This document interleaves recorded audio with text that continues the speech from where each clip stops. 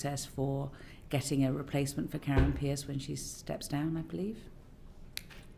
So, as I think is clear from Lord Case's advice to the Prime Minister, yes, revealed in the papers given to the humble address, the last government decided in the first part of 2024 to hold an internal competition for to find a replacement for Dame Karen, and that individual was recommended at the end of that process, but in the end it wasn't taken forward because the general election was called and the appointment process was frozen under the rules that apply on significant decisions during an election period. So it was... I see. I didn't realise it was pre-election. Right. It was before the election. Okay, cool. So let's go to late summer, early September. What discussions were taking place about an alternative candidate then? I wasn't involved in any discussions at that point. Right, and then 2 months later, we have Peter Mandelson announced as ambassador to the United States. Were you? I mean, at what stage were you involved in any discussions? Yeah, no, good question, Joe. Look, I was first involved when I was in mid-December told of the Prime Minister's decision to make a political appointment as ambassador, and that political appointment was Peter Mandelson. So that was when I was first involved. It was, if I recall right, the 15th of December, so the beginning of the week that ended with his announcement. Okay, and then from the first tranche of the humble address papers, we've seen that between November the 11th and December the 11th, the Prime Minister's PPS and Private Secretary for the Foreign Office give advice. We see the then Cabinet Secretary, Sir Simon Case, give his advice, and we see the due diligence carried out by the Cabinet Office, but we don't see advice from you. I mean, it may be for members of the public. That seems surprising that you're not... That, you know, were you ever asked your opinion about appointing Peter Mandelson as ambassador? I mean, you were in charge of the Foreign Office. The first I was aware of the decision was when I was told on the 15th of December. The first I was aware of the advice that had gone to the Prime Minister, or indeed that it was being formulated, was when I read it in the humble address release papers. I wasn't involved. I wasn't told a decision was coming. Would you have expected to? I think it is, well, I think two things on it. I think one is, on the face of it, it is reasonable for the head of the Foreign Office to be involved in thinking around what is our major top bilateral ambassador post. On the other hand, given clearly the Prime Minister was deciding to make a political appointment, I think it is also reasonable that civil servants would not be directly involved in discussions around what is a political appointment, because in the end that is a matter for elected politicians, and I can also see the sensitivity. So I'm a bit conflicted. I mean, clearly, I think ideally you want to have a situation where there is a tight and small circle of people who can be consulted on a big decision like this on a basis of trust. But I can also see that in the end it was a political matter. And I suspect, I have no knowledge of this, was discussed in political circles at the top of the government. In a circle of trust, do you think you'd have a place? Look, not in a political conversation, no.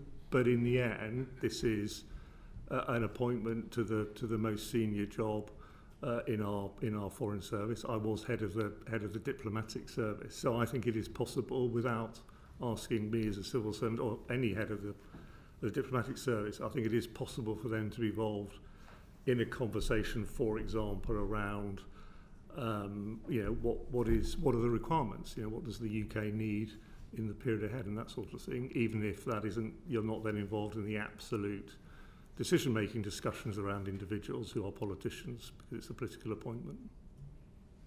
John. Thank you, Chair. Can I just follow up one or two of the questions from the Chair? You said that the process had been underway for an internal competition, but come the general election, it was frozen. Once the new government had been elected, was the process not then recommenced? Well, I wasn't involved, as I said, so I don't know whether that was considered very much. Obviously, you have seen the then Cabinet Secretary's advice on that, and that's all I know about it, is that advice. The Foreign Office must have been continuing to look at potential candidates to replace Karen Pierce.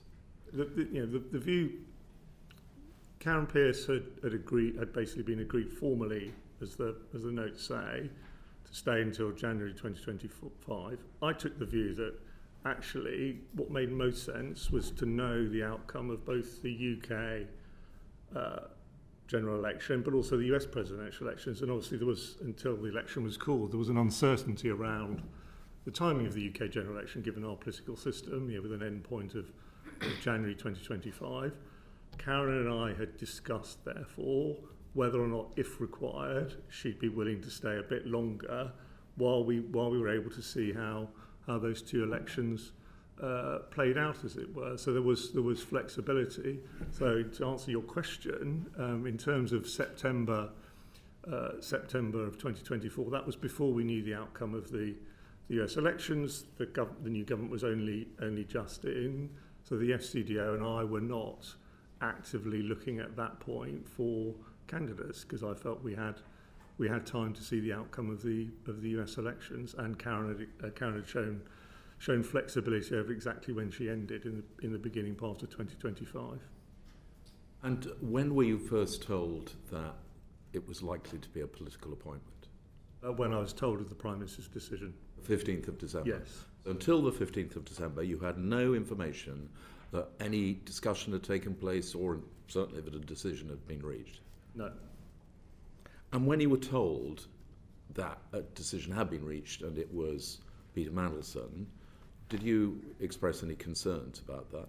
I was, as I say, I was told of a decision, so I wasn't asked for advice. I was told a due diligence process had been carried out, and I think this is known now, as the Prime Minister had been made aware of the risks and had accepted those risks and decided to proceed. So I then moved on to a conversation, was asked for advice on the practical steps required to meet what was the Prime Minister's decision, and then the requirement around the timescale.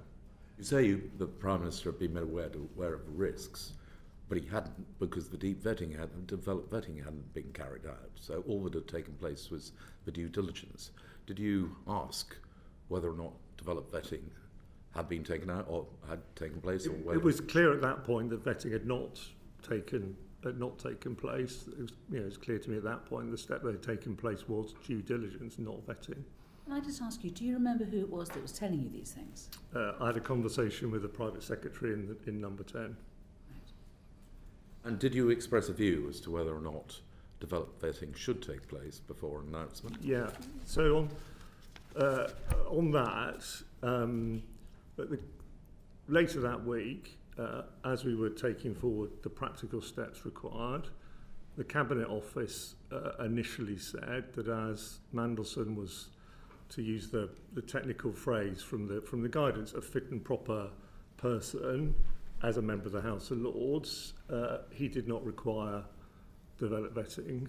I mean, to be honest with you, I thought that was odd and insufficient. I'd been Deputy Ambassador in Washington and therefore occasionally chargé, and I knew very well to do the job effectively, you have to be party to some of the deepest secrets that the UK government holds. But I also recognised that the situation was unusual, and I therefore asked for advice, although I was pretty clear in my own mind, from the SCDO security team. They came back to me after discussions with the Cabinet Office and said that their advice was that he should have DV, and I absolutely agreed with that. And by then the Cabinet Office had reflected further, and they also agreed. And that, if I remember right, that conversation started at the back end of the week of the 16th of December, at the time the public announcement was made, and then by the beginning of the following week, just before Christmas, it was clear that that was going to be the requirement. That's what I thought, as it were, and I endorsed the advice. And at that point, Mandelson was sent the forms that you need to fill in to kick off the whole process. I mean, we have had a bit of a he said, she said on this. We've got the Cabinet Office saying that the Foreign Office asked, does he really need DV? And the Cabinet Office saying that the Foreign Office asked, does he really need DV? But you're down on the Foreign Office's side, that it was the Cabinet Office that said it first. Look, I can't promise you who said what first. Right. I know what I was told. I was told the Cabinet Office suggested he didn't require DV.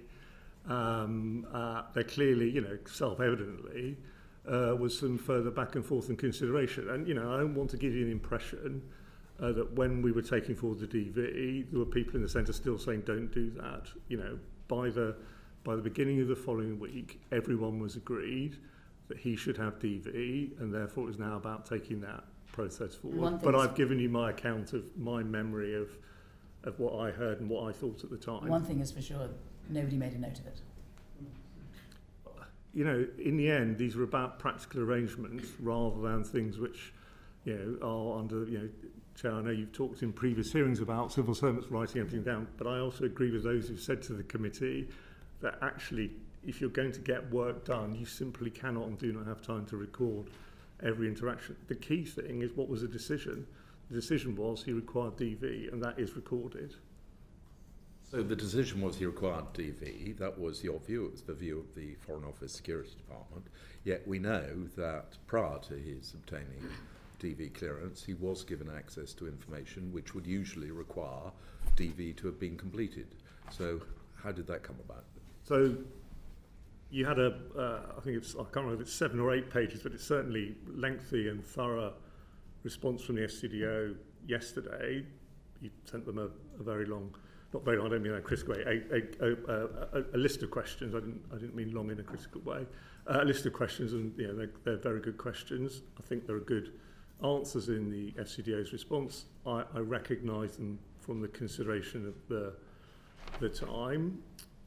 The context I was going to share on this point is you have a publicly announced ambassador designate to do the single most important ambassador job for the UK. You have a very, very compressed timescale you're being asked to meet for them to start their role in Washington.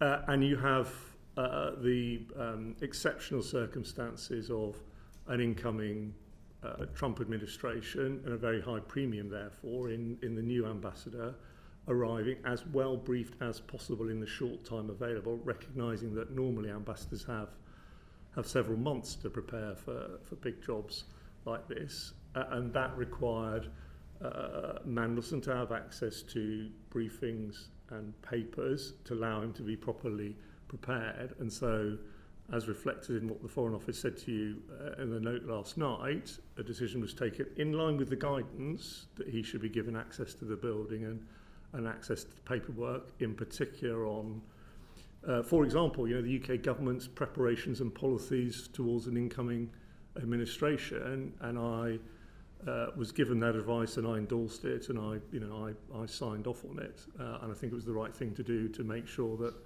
as I say, the Prime Minister's choice for ambassador was properly prepared when he started his job. I think it would be very odd not to do that. It does look odd, though, because he's got a green pass, which means that he's got DV.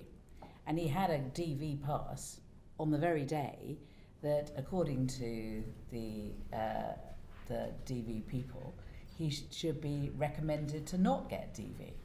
So on the day that Ollie Robbins is making his decision that it's borderline, Mandelson is wandering around the Foreign Office with a DV pass. There's a photograph of him going into the Foreign Office on that day. Yeah, I don't know the answer on the actual type of pass, and it was clear to everybody, and I can't quite remember what the letter from the Foreign Office last night said, was that, and it was, I think, clear at the time, was that he didn't have DV, and there were limits to what he could see and told. And again, I do think this is in the letter last night, but I can't quite remember. I do think there was a process in place to tell people who were going to brief him that there was a certain level of classification they could go up to in talking to him, and they couldn't go beyond that because he didn't have DV clearance. Okay. Can I just one final question? Just coming back to the answer you gave to the chair about your leaving your post. You said it, David Lammy told you that he wanted to make a change because of the transformation programme. Yeah. Do you believe that your concerns about the way in which Peter Mandelson had been appointed had any influence on the decision to ask you to leave early? No, for a simple timing reason. I mean, I announced to the department I was leaving on the 4th of November 2024, and I didn't know anything about Mandelson until the middle of December. So the answer is straightforwardly no. Afra, you wanted to follow up? Yes, thank you. So I just wanted to check with you. I mean, obviously, despite being head of the diplomatic service, you obviously hadn't been asked by Number 10 or the Prime Minister directly or indirectly your view on Peter Mandelson's suitability for the role. Had you been, would you have wanted to raise, or would you have said you had concerns about the reputational risks that he carried? You know, I think that is genuinely a really hard question to answer, because hindsight is a fantastically wonderful thing, and it is hypothetical. But let me have a go at what I was thinking at the time. I mean, firstly, it's just worth repeating. At no point did anyone consult me, ask me. I was presented with a decision. There was no space, and told to get on with it. There was no space for dialogue. You know that. I think, look, it is the most important job we have. I had been deputy ambassador. I knew the US well from 10 years previously, and obviously worked a lot in the United States throughout my diplomatic career. So I think I had a sense and an understanding of US politics, which gave me an idea of what might or might not be a problem further down the track. And so I had a concern at the time. There was a part of me that had a concern at the time that I didn't know anything that wasn't in the public domain. Obviously, we know now a lot more about Mandelson's links to Epstein, but I had a concern that a man who, demonstrably from the public record at the time, and it's clearly much bigger than we all knew, had a link to Epstein, and that Epstein, through both the presidential election campaign in the US and more generally in US politics, had been and was a controversial figure. And I was worried that this could become a problem in future, not because I was expecting that we were going to find out more, because to be honest I wasn't, and who would necessarily know, but much more I just thought that it was a potentially difficult issue politically in the United States. So that is a very candid account of probably what I was thinking at the time. But there was no space or avenue or mechanism for me to put that on the table. A decision had been taken, and it was a political decision. I mean, you mentioned, of course, the links to Jeffrey Epstein, which were in the media at the time. Did you have concerns about Mandelson's business relationships with China or Russia? So please don't laugh, but I really didn't actually follow what Mandelson was up to in his business relationships. I kind of knew about him when he was a government minister, so I didn't sort of have it right in front of my face, and I didn't see the due diligence report. What the details of those were. Dame Karen Pierce being moved on from the post? Well, I mean, there's quite a lot already in the public domain. There was, at least one tweet from someone close to Trump, reminding people of what Mandelson had said about Trump many years before when he was president previously. I think those around Trump felt blindsided by the announcement at short notice, shall we say, and it was clear also that Karen and her team had done an excellent job in establishing relationships and access to President-elect Trump, and also when he was a candidate, doing their jobs. That's a hard thing to do, particularly in the political climate in the US, while maintaining good relations with the current administration. And Trump, has, again, on the record, had said that he liked Karen and worked well with her and be happy for her to stay. So that's a rather long-winded way of saying yes. Thank you. Can I just on what you were saying earlier, about the DV and the access point. It's just to be fair on you, it is page 5 of the, Thank you very much, the Chair. statement I from appreciate your help. Pollard. It's paragraph 5, and it's where I believe that it says Lord Mandelson's private secretary should in advance inform people that he was meeting that they knew he did not yet have DV clearance. Thank you. Okay. Richard. Thank you, Chair, and thank you, Sir Philip, for returning to the Foreign Affairs Committee to give evidence. The Prime Minister's National Security Advisor, Jonathan Powell, was reflecting last September on the discussions that were had in government the year before about Lord Mandelson's appointment. And he reflected that that you, Sir Philip, had reservations. Can you remember what you were saying to the National Security Advisor about your reservations around appointing Lord Mandelson back in 2024? I think it was very much along the lines of what I've just said around the possibility of his known connection to Epstein causing an issue subsequently. Obviously, I didn't know what was actually going to happen because Epstein was such a toxic hot potato subject in US politics itself, including in the election campaign. So that is what I recall thinking at the time, and I can't prove this because I don't know what Jonathan was thinking when he said it last September, but my instinct is that's what it refers to. Okay. And then thinking later on that year about the Number 10 operation, do you recall any dismissiveness in Number 10 about the importance of vetting, and if so, how was that communicated to you?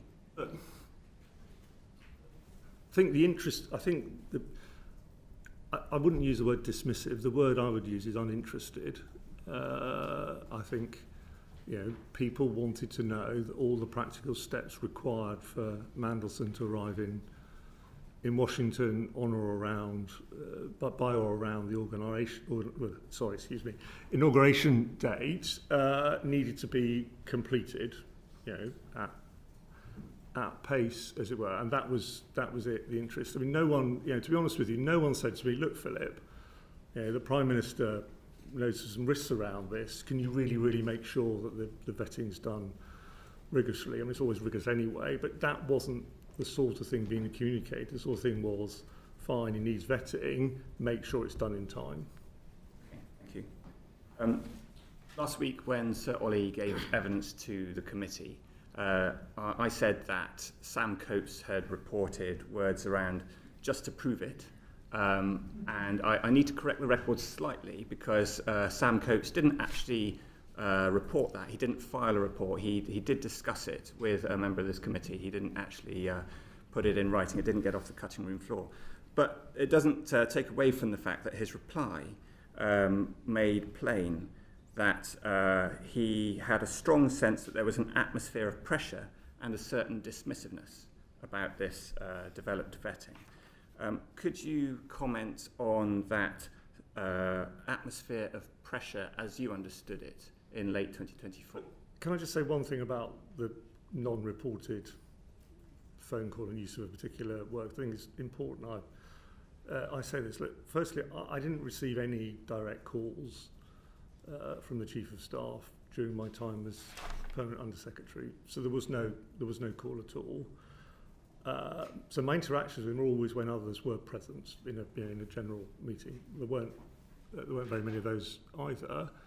This story or versions of it has been in the media persistently or floating around the media since last September. There's different versions, sometimes involving a swear word, sometimes not. And I've really racked my brains, and I cannot recall Morgan McSweeney swearing in a meeting at me, or indeed just in general. And so I don't see any substance in that part of it. And I think it's important I say that this morning, given how many people have come to think that might be true. In not answering your question, I've slightly forgotten what your actual question was. I know I didn't answer it. I did that on purpose. But can you just the headline at the end of your question? Sorry. Ollie, when replying last week, said that there was an atmosphere of pressure and a certain dismissiveness about this DV process. And I wondered if you could comment on the atmosphere of pressure, please. I think, where I would start is, on the 18th of December, I received a letter from the Principal Private Secretary to the Prime Minister, and it's the one released as part of the humble address. I didn't receive letters from the Principal Private Secretary to the Prime Minister very often. Most of my dealings was with the Foreign Affairs team in the Number 10, as you'd expect. And the letter, as you know, basically says Prime Minister has decided, and it then goes on to say, please could arrangements be put in place, was to that effect, for a handover by the inauguration, a very compressed timescale, and that in effect is the top of the government saying the Prime Minister has decided he wants Mandelson's ambassador and he wants it done in that timescale. So that is what creates the pressure. There were conversations around progress, but I think no one in the FCDO working on this can have been any doubt of the urgency of the issue and the importance that Number 10 and the Prime Minister attached to Mandelson being in DC in very short order. Can I help you? On page Yes. 22 of the bundle that's in front of you, the letter is there. Yeah, no, thanks, Joe. I've got the letter. I mean, it's clear. It's clear. Please would you take forward the necessary arrangements at pace. We would like to secure agreement as soon as possible, the formal agreement of the US government, as it were. Read the end of the sentence. As soon as possible to enable a handover in advance of the US inauguration. In advance of the US at that point, inauguration. that was the ambition at the start. He's given the job on the 20th of December, and they want him at the US inauguration on the 20th of January. Correct. So you have a month. Yes. Sorry, does that answer your question?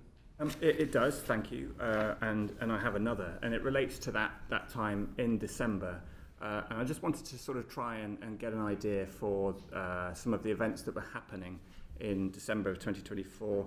The Prime Minister gave a speech on the 5th of December where he talked about the tepid bath. And just to recap for people not familiar with it, he said that people in Whitehall are comfortable in the tepid bath of managed decline. The implication was that the civil service was satisfied to stagnate and was not sufficiently reactive to political direction. I wonder whether that had any influence on the culture and the way in which the civil service was reacting to pressure around this political appointment.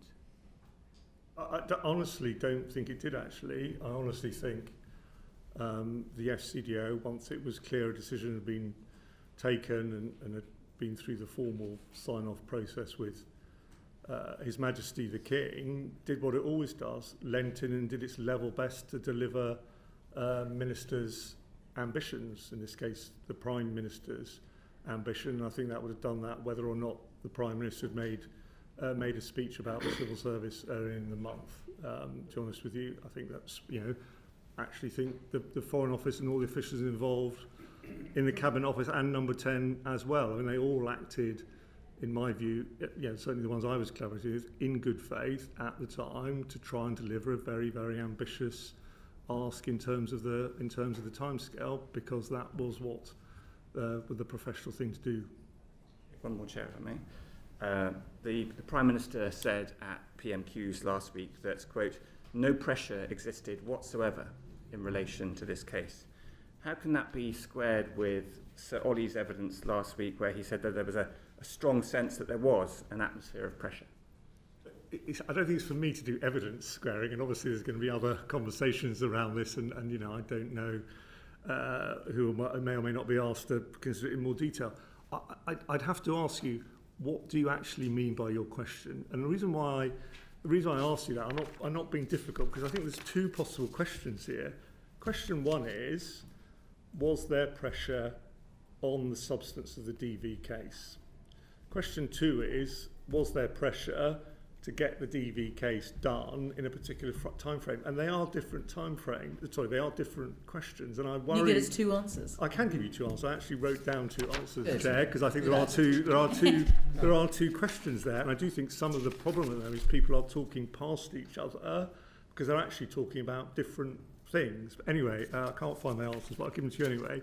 So should I just carry on, or do you want to ask? No, carry on. No, Well, answer one is, Richard. was, during my tenure, I was not aware of any pressure on the substance of the Mandelson DV case. Question 2, was there pressure? Absolutely, and I've described it, and I also have seen what the Foreign Office said to you last night, and recognise what is said in that letter about the pressure to get it done, i.e. DV clearance, by a particular timescale. Because as I said to you earlier, I don't think anyone could have been any doubt in the department working on this that there was pressure to get everything done as quickly as possible. And I recognise your distinction between time pressure and pressure on the substance of the vetting process. But I think it's reasonable to suppose that one can affect the other. If there is time pressure, if there's a desire to get the ambassador out to Washington, D.C. before inauguration, then you can understand that the FCDO has the delegated power to give a recommendation around developed vetting, might also then lean on the substance as well as the timing. Yeah. So, if I recall right, Sir Ollie, when he was giving evidence to you last week, said that there was pressure on the timescale, but that did not affect his decision-making on the substance of the case. And the letter from the FCDO last night says he, i.e. the Director ESND, does not assess that this pressure, the general pressure, influenced the professional judgment that was reached by himself or his team. And to be clear, I believe both of them. Even though they didn't manage to read the last page? Of what? There was a 10-page document of the DV, and neither of them seemed to have read it. Was that anything to do with the time pressure or any other pressure? I'm not aware of details of the boxes. Paper. Yeah, well, I'm not aware of the boxes. I've not seen a piece of paper with boxes on it either ever in my career. So, Nobody seems to have seen them. Right, thank you.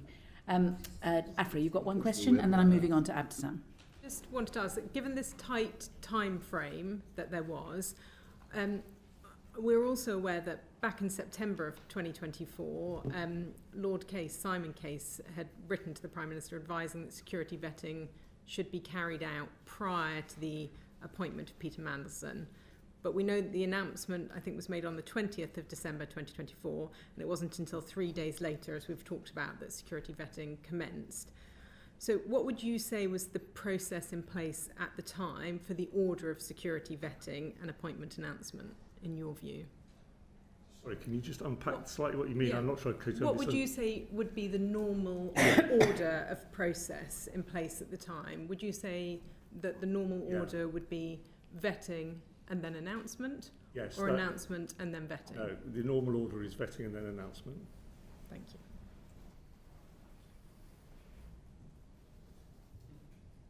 Do you have any idea why it went the other way around? No, the timing of the announcement was driven and decided by number 10. Okay, thank you. Abdesam. Thank you, Chair. So just following on from colleagues' questions in relation to pressure, what did that look like? I mean, were you receiving regular phone calls? Yeah, so, I mean, I think it's important to, I'm not going to repeat myself, but it's important to remember the overall framing in a sense. You know, you have the letter from the Principal Private Secretary, I won't repeat myself, but that provides the overall context. There were meetings in that week with number 10. There would have then have been regular progress chasing.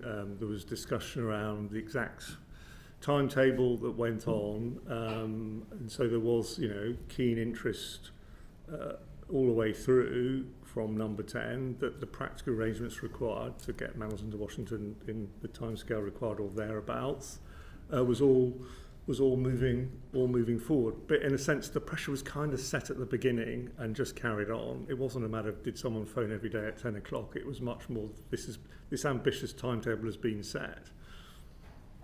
You referenced earlier Cabinet Office's fit and proper exemption, and you said that you thought this was odd and insufficient and unusual. Did you reference your concerns to number 10 or to the Cabinet Office? I didn't need to be honest with you, because what I did was I asked the FCDO security team for advice, and then when the advice came back to me after their conversations with the Cabinet Office, at that point everyone was agreed that he needed DV. So there were a number of emails that came out in the humble address subsequent to, well, prior to Mandelson being appointed. Was it normal for number 10 to be sending emails to prospective candidates?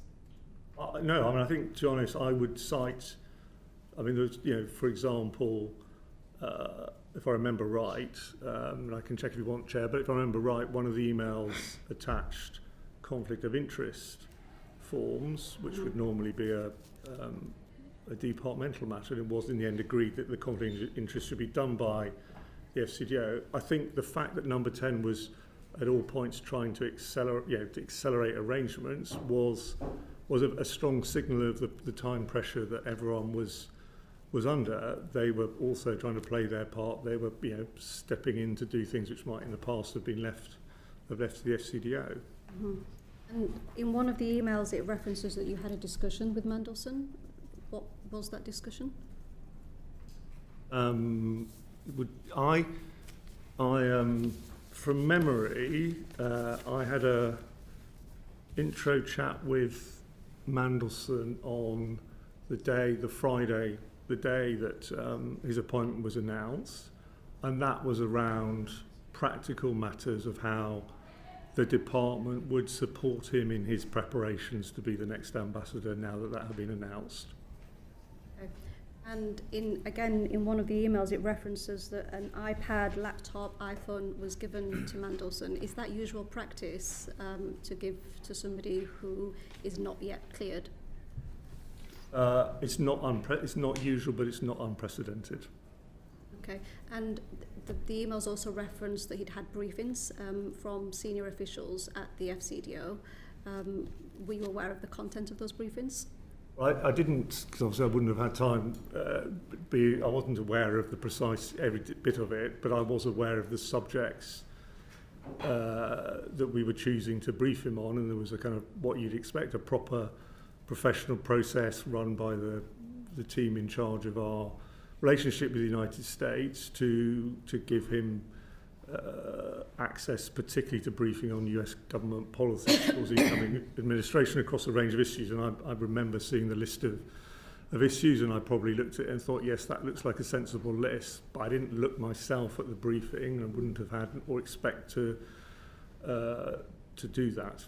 In none of the emails it makes reference to him being subject to cleared vetting. So it's almost as though he's got the job and we're just going through the process. Was there anything in any of the documents that said this is all subject to satisfactory DV? As far as I recall and am aware, the first time the documentation shows subject to DV is when the FCDO sent him what is a standard form of words for people who are going into jobs. I'm not aware of any other references in the documentation. I mean, would it be right to assume that had the final clearance been, would you foresee a situation where the final DV had been refused, that would have been rejected by the Cabinet Office? I mean, I can't foresee a situation where that would have happened, given how he was treated, and all the emails have implied that he has the job. Would you have foreseen a situation where it could have been refused? Sorry, I'm not sure. What do you mean by that? Do you mean, is it a possibility, or do you mean... Could it have been a possibility? Well, I think, you start a vetting process. There has to be a possibility that at the end of that process someone is deemed not to meet the standards to have develop national security vetting. Might have happened in this situation? Obviously, I don't know anything about the substance of the vetting. So, I really, I don't. I'm, sorry to say this again, a bit repeating what I said earlier. I at the time follow very much about Mandelson's wider life. I mean, it's not an impossibility. Thank I you. mean, it would have been a crisis if we got to the point where he had no vetting clearance. That would have been a crisis. Self-evidently, a publicly announced political appointment as the next ambassador to Washington, not being able to go, that would have been a big problem. But, I mean, presumably the DV is done with an open mind. And it's done with an open mind whether we're going to do DV, and if you fail it, you're not going to get the job. And so I think, the question is that there's an email which says that he's going to get briefed in person from the 6th of January onwards, including on higher tiers. Presumably that means equivalent of the sort of information you'd get if you got DV. He's got a pass for people who've got DV. This is before he gets DV. He's on the payroll from the 14th of January. I mean, it does all look like he's got the job already. He got the job in the sense that he'd been announced by Number 10. The paperwork had gone to His Majesty the King. He'd been announced by Number 10. We were seeking the agreement of the US government. So in that sense, he had got the job. What's the point in the DV? Because to do the job, as I said, sorry, Charles, I should take the irritation out of it. I'm not irritated, but because to do the job effectively, you have to be able to have access to information that is of its sensitivity requires DV. So that's why he needed DV. If he'd been failed, he would have had access to the buildings as if he had DV. He would have had access to information as if he'd had DV, and he would have failed it because he would have been seen as a security risk, and you would have exposed yourselves to him as a security risk during the period. I don't agree that with your kind of characterisation of as though he had DV. He had access to the building, but parts of the building where people without DV also have access. He did not have access. Why did he have a green pass? He did not. I don't. John, sorry, you'll have to ask the Foreign Office about the passes. He did not have access to the parts of the building where you absolutely do require DV. And on the paperwork, and I think this is in the Foreign Office letter, he had access under the rules as allowed as a fit and proper person and a member of the House of Lords. He had access to papers up to a certain level of classification. He didn't have general access. He wasn't able to roam free, if you like, in terms of access to information across the department. So I can understand why it looks odd.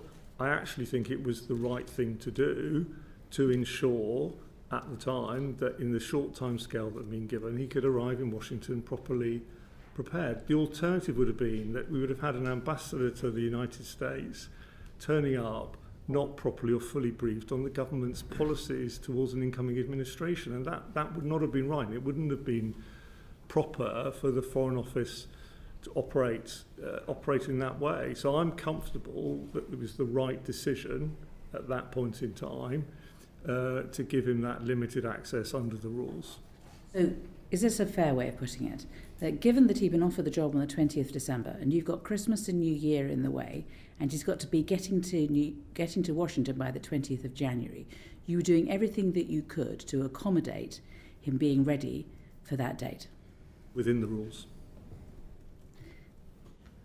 Was there a contingency plan in place for what might happen if he wasn't granted security clearance? No. Not done. Yeah, Edward. Sorry. Edward. Thank you, Chair. So, Philip, you said that you were informed by the Principal Private Secretary in Number 10 on the 15th. 18th. On the 18th. Sorry, I know the word principal, but I was informed by a Private Secretary Number 10 on the 15th. On the 15th? Yes. That the Prime Minister wanted to appoint Keir Starmer. Yes. Was that a conversation? Because there's obviously then subsequently the letter. I was phoned up. You were phoned up. The letter just references the desire to appoint Peter Mandelson. your letter to the Private Secretary, Yeah, to the King, yeah. says that the Prime Minister has indicated his intention to recommend a small number of political appointments. So when you had the conversation on the 15th, that presumably was that the PM will make a number of appointments. To be honest, I can't recall. I don't think it did. I think, to be honest with you, I think that the first sentence of my letter, that was a catch-all sentence, which I think was the way it was described to your colleague in your hearing with Cat Little. It was non-specific. It was a non-specific general catch-all rather than because I was being told there's more coming. Well, so obviously in his evidence, Sir Oliver Robbins said that he was asked, or another name was floated to him, Matthew Doyle, and not only that, he was asked to keep that information from the Foreign Secretary. If not during the conversation on the 15th, at any subsequent point were any other names floated to you for potential political appointees? Not by the Labour government. And the first I knew about Matthew Doyle's when Sir Ollie gave you evidence. And in any conversations with Number 10, were you ever asked to withhold information from the Foreign Secretary? Ever? Well, okay, so with the current administration, we should put on the record, you have served under 4 different Prime Ministers. So let's establish at any point during your tenure as PermSec, were you asked by a Number 10 organisation to withhold information from the Foreign Secretary? How usual is that for that request? I mean, I'm worried that everyone's going to think that the centre of government spends its whole time sort of conniving behind the backs of everyone else in government, and that's not the reality. The reality is, people trying to get on with delivering the business of the government, the vast majority of the time. I think my best answer to that question is unusual, but in the end, and I'd say it's particularly around things where you might have a policy disagreement or difference of view between the Prime Minister and the Secretary of State, it is not unheard of for permanent secretaries, in a sense, to try and work in a way which allows there to be a decision and a consensus view, and the government can then move ahead and take it forward. And in that sort of situation, it's not unheard of for a permanent secretary to be privy to something that they don't pass on to, or are asked not to, rather, pass on to their Secretary of State. So I would describe it as not unheard of, but I don't want to give the impression that this is going to standard operating procedure. This is extraordinary. It's absolutely extraordinary. So the Foreign Secretary, so the Permanent Secretary at the Foreign Office can be told, don't tell your boss about this when they are the Foreign Secretary. Is that, has that ever happened to you before this? Yes, it has. Really? Yeah. Well, you learn something new every day. I suppose it begs the question, does that operate in the other way? Because a lot of this seems to come down to what the Prime Minister was told and when. So how frequently are people being asked to withhold information from the Prime Minister? Has that happened as well? Well, I can't speak for Number 10 or the Prime Minister. I would never say to Number 10, you can't tell the Prime Minister. And I always work on the assumption if I'm speaking to Number 10, there's a possibility, and that's for them to judge, that the information I'm relaying to Number 10 might go to the Prime Minister. Because much of this does seem to hinge on how much the Prime Minister knew when he was making a decision to appoint Peter Mandelson, and the briefing that he may or may not got. So I can't help you with that because I wasn't involved. I appreciate that. You said that you weren't involved in the decision-making process around Peter Mandelson because it was a political appointment. Was the Foreign Secretary involved in the decision-making? I don't know. Okay. I mentioned already you served under 4 Prime Ministers. Search through the records, and you can correct me on this, suggests that the only other political appointment that happened during your tenure as PermSec was Sir George Hollenberry, who was the former Member of Parliament for Meon Valley and was appointed ambassador to Cuba during the Johnson administration. Comparing those 2 processes and the timelines,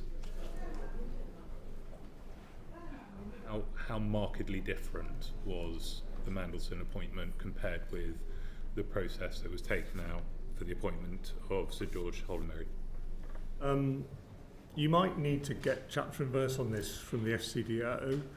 during my tenure, the only two serving political appointees were Lord Llewellyn, Paris then Rome, and you're quite right, Sir George Hollingbury in Cuba. I can't absolutely promise you, because I started in September 2020 at the height of COVID and had to lead a complex merger, but from memory, George Hollingbury's appointment was done before I started, even if he didn't take up post until after I started.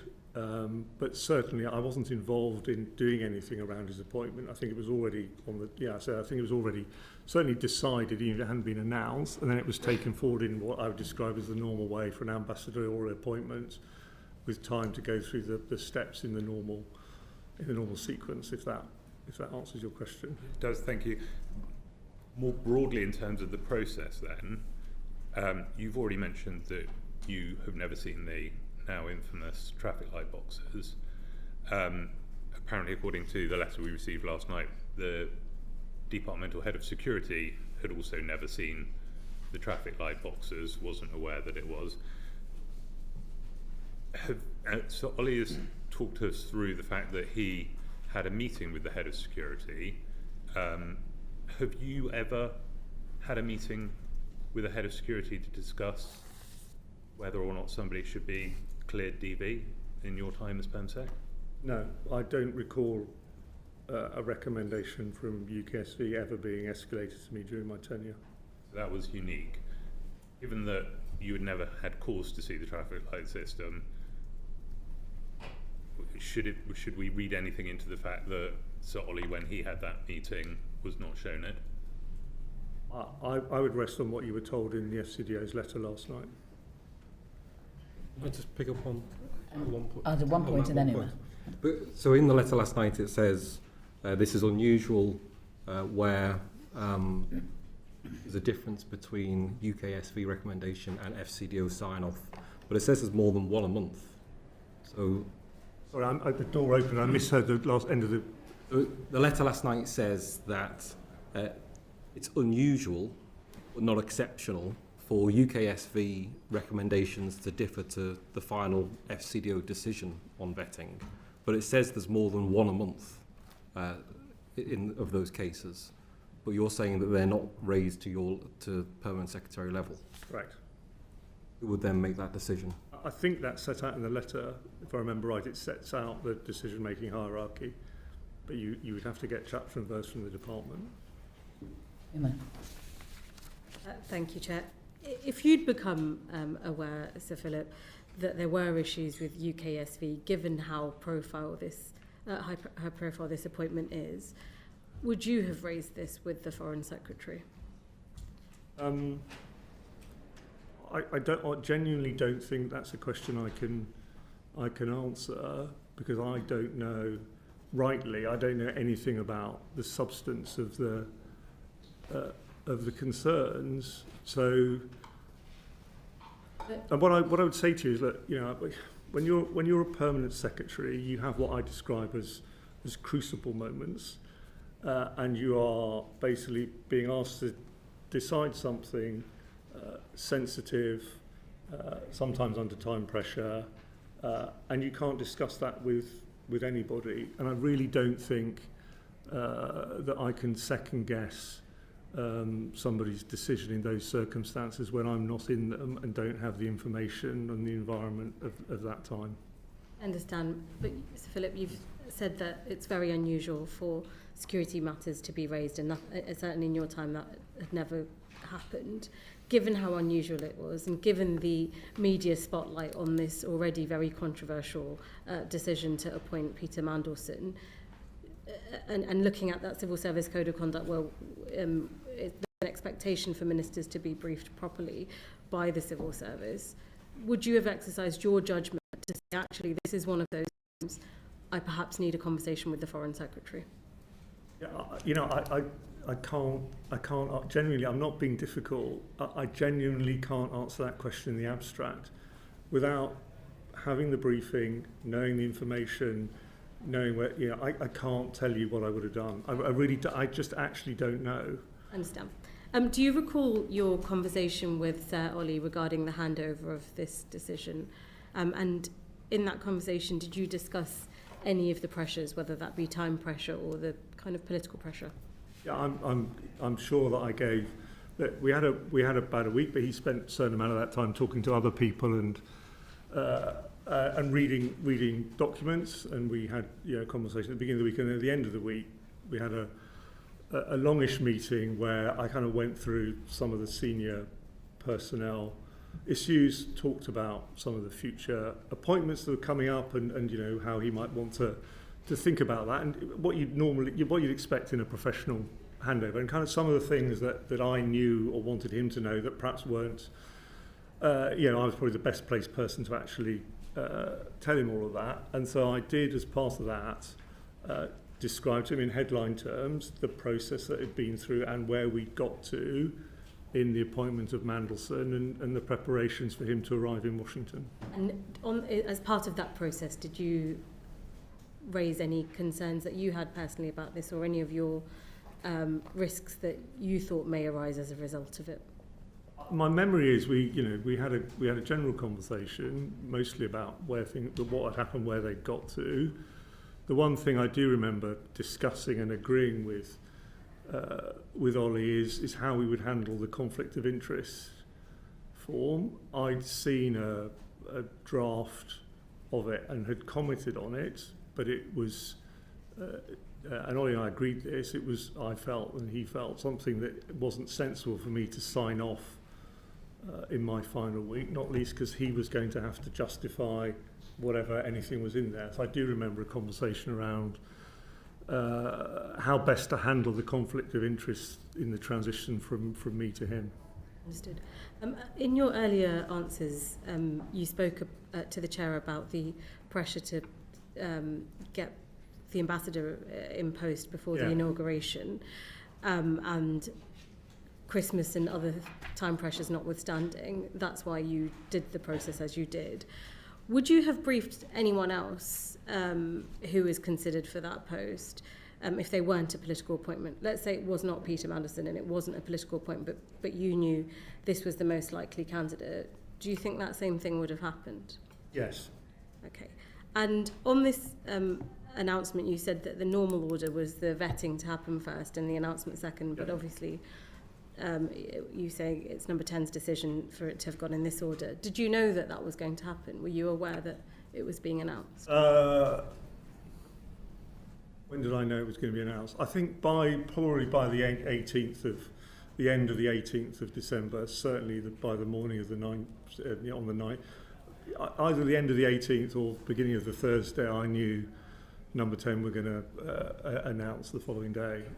And did you warn of any risks of proceeding this way? Did you speak to either the Foreign Secretary or anyone in number 10 or anyone else in the department? Well, the die was cast, to be honest, so I think we had a discussion around practicalities. There wasn't any intervention from you as... In what regard? That there are risks of proceeding this way, that the normal process is the vetting happens first and the announcement second, and by going ahead with this timeline, that's not the normal process, and at number 10 and the Foreign Office could be open to criticism and or process. I mean, to be honest, I think that, as I say, the die was cast, the Prime Minister had decided, the timetable was set, number 10 wanted to announce. Thank you. I still don't understand this, because if the die was so set that you weren't in a position to say, I don't think this is a good idea, I think you should do DV first before the announcement, and yet you say it still wouldn't have been a problem. If you'd failed as DV, we would have announced that. I think the difference is if there'd been, and I'm talking in the generic here, obviously, because I don't know anything about the substance, but generically, if there'd been sufficient material, in any case, you've got, you're talking about the beginning of the process and the end of the process. You're talking about, beginning of the process, is one thing. End of the process is a different thing because you've got a body of material. I think who have I got next? Alan for one. Oh, sorry. Fleur. And I've got Alan for one question, and then I've got Fleur. Thank you, Chair. Sir Philip, I should put on record that you and I worked briefly together when you were High Commissioner to India, and I was Her Majesty's then Trade Commissioner, a job for which I had to get DV. Before Nice to see you again. Nice to see you too. The issue we're struggling with in part is judgment, and one of the main problems is that initial judgment to appoint Peter Mandelson was flawed. Some are trying to say that the FCDO process, the vetting process, could have corrected that flawed initial decision. But is it fair to say that when you look at Ian Collard's response, politicians inserted enormous risk into the system by appointing Peter Mandelson, and what Ollie Robbins and the FCDO did was use their processes legitimately to manage that risk? Or do you think they were outside of that standard FCDO process? I don't know anything about the substance, and I have no view, therefore, on judgments arraigned around the substance. I do think what they did, as I understand it, was within the process. Thank you. Thank you, Chair. And thank you very much, Sir Philip, for coming to give us evidence today. I've got some questions about the due diligence part of the process. Were there any other FCDO appointments like this when you were told about the due diligence and it was an FCDO appointment after the due diligence had been done? I'm not aware, for ambassador jobs, of any due diligence being done of this sort of form. It's not part of a normal civil service process, so I don't recognise it. In your experience, have you had experience of people not passing due diligence? So is it a process which is a pass or fail then? It's not a process. It's not a standard process. I mean, the closest I can come to is, for example, this may be a total red herring, so if you want me to stop, I'll stop, but recruitment for non-executive directors of departments, obviously outsiders, because that's the point. They have in the past been subject to a look at their social media profile and that sort of thing to see whether that throws up anything which make them unsuitable for a non-executive role in the government department. But that, I mean, is a bit different, but that is the closest comparative in terms of appointment processes to full-time on the books jobs rather than a non-executive role. I'm certainly in the FCDO. It's not part of the process, and certainly not for ambassador jobs. And so just a bit more on the process. So you were told about it on a phone call on the 15th of December, but you weren't given the due diligence checklist, which I've got in front of us. It's part of the humble address papers that had already been completed. Did you see the conflict of interest paper at that time? No, because it wasn't completed. Okay. It was basically sent to Mandelson, if I remember right, the following week or the week after. Let me just check to make sure I give you the right date on the conflict of interest. I saw that over the weekend of, I think it was the 4th and 5th of January, and I had some points on it. Either that I didn't, further points I wanted addressed, and so I remember actually writing an email because it was a Sunday. I wrote an email setting out those points. Who did you write the email to? My office. Someone in the department dealing with it. Okay, and were they? So they were the concerns which would have been raised by the due diligence form about the different things we can see here. Epstein, for example, was in that. But I think I can't speak to due diligence. I wasn't involved. On the conflict of interest form, a clear form which you fill out, setting out areas in which in your life that might create a conflict, and then there's a process with the line manager, and the Ambassador Washington is managed by the Permanent Undersecretary to agree whether that conflict's surmountable or not, and if mitigations and so on. And is there a precedent of you seeing a due diligence form? Do you think or for asking? I know this is an unusual appointment because the Cabinet Office did the due diligence, so you didn't see it. Could you have asked for the FCDO to also do due diligence, seeing that you were going to be Peter Mandelson's line manager, and so that you were directly responsible in that way? Yeah, if I remember right, I think I asked to see it and was told it formed advice to the Prime Minister, and therefore wasn't something I could see. Look, I think what you're suggesting is that I've been told the Prime Minister had due diligence done. He's seen it, decided this, and I'm going to say, well, that's not good enough for me. I'm going to do my own due diligence. I don't think that's plausible. Obviously, there was the pre-existing conflict of interest process and national security vetting processes which were gone through. Just to be clear, in that week, I think you've been asked before about did you raise this with the Foreign Secretary? So this week of the 15th, you were told, the 18th it became public.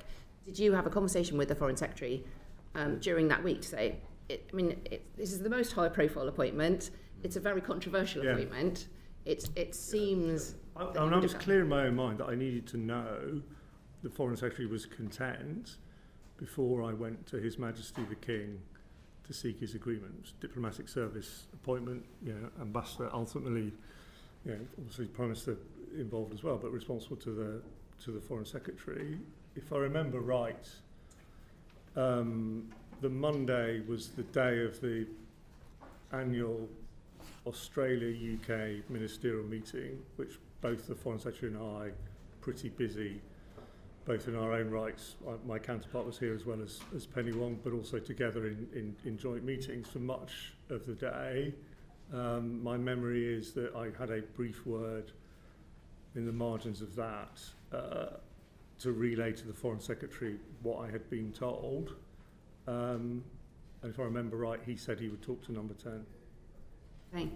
So you were told by phone call, then you were in the same meeting together, and then you said, I've been told that this is going to happen, and the Foreign Secretary said he would have words with number 10 after that. And then did you hear anything back from that? I didn't say he would have words, which obviously can be read differently. No, let's make this very clear. He said he would talk to You would talk to number 10 about that. And did you hear back from that before it was then you wrote that letter to say he was appointed? So yes, I had the letter from the Principal Private Secretary of Foreign Affairs on the morning of the Wednesday the 18th.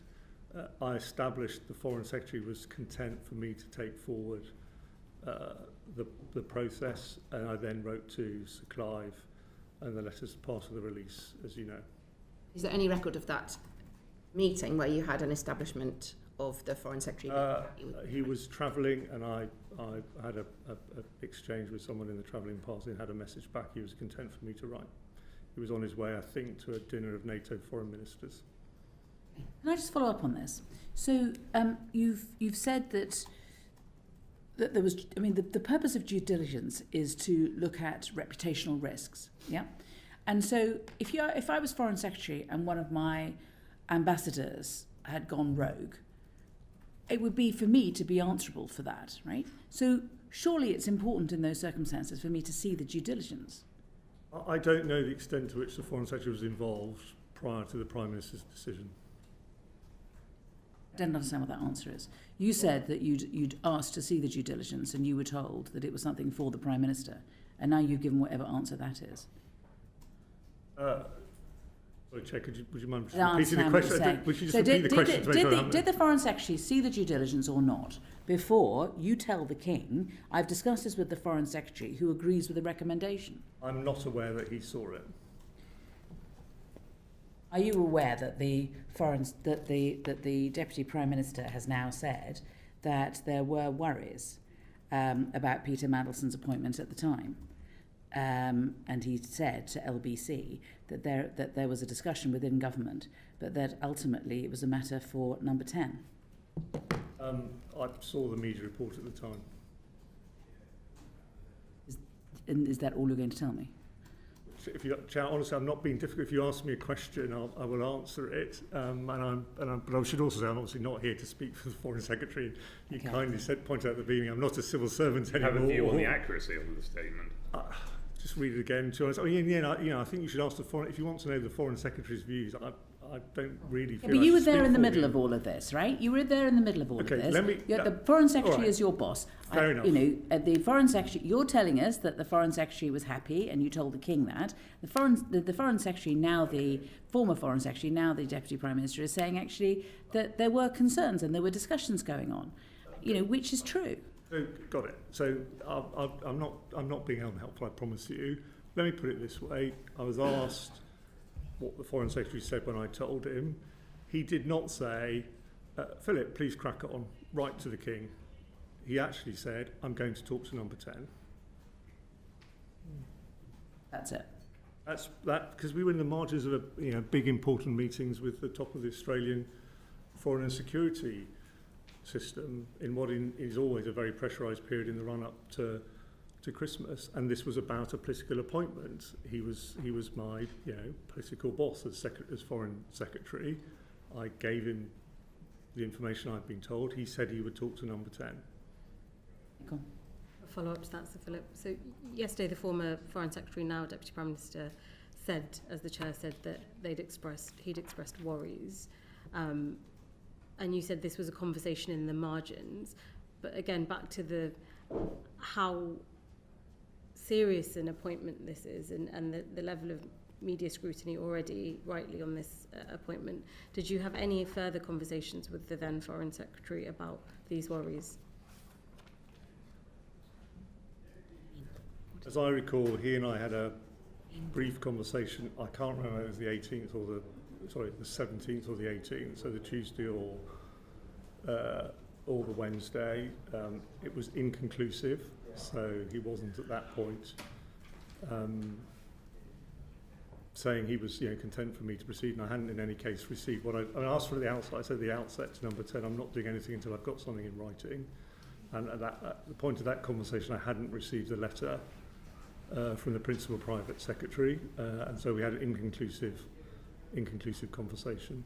Did you raise any of your concerns with him for him to make a judgment to pass this on or anything like that?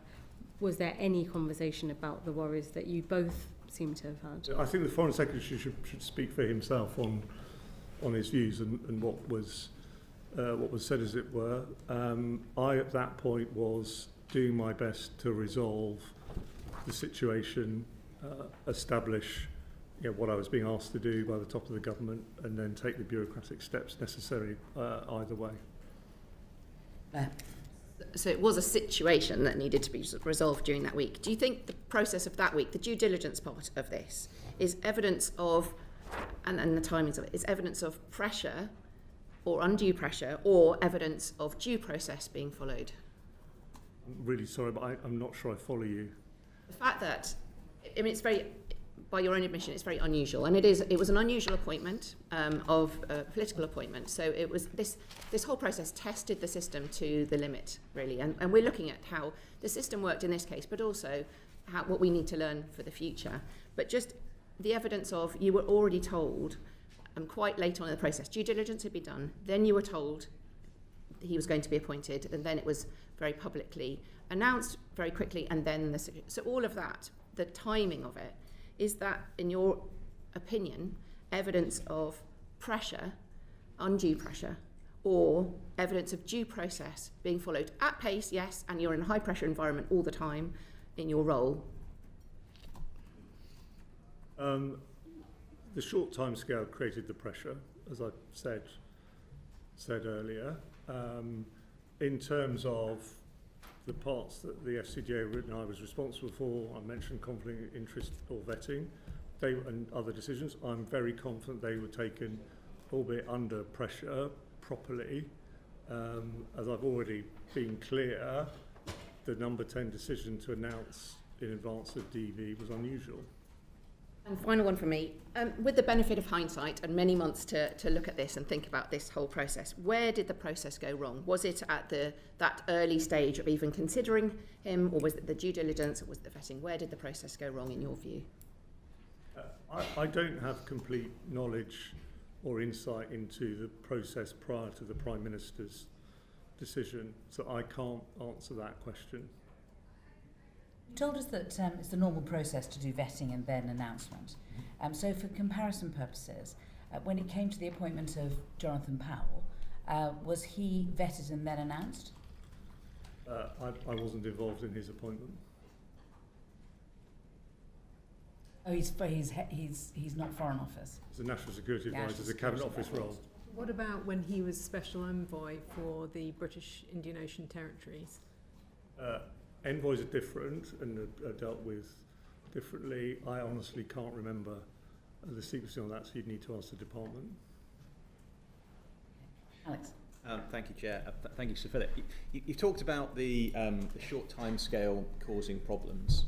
Do you think there was a reasonable diplomatic reason why Number 10 wanted the appointment done by Trump's inauguration? Look, I think once the Prime Minister's decided they want a change of very high-profile ambassador, you don't want to wait too long. You want to get on with making that change. I mean, my own view wasn't essential for Mandelson to be there by the time of the inauguration. Always takes a while for US governments to form because of the confirmation process. It's actually quite quick in Trump 2 compared to Trump 1, but it does take weeks.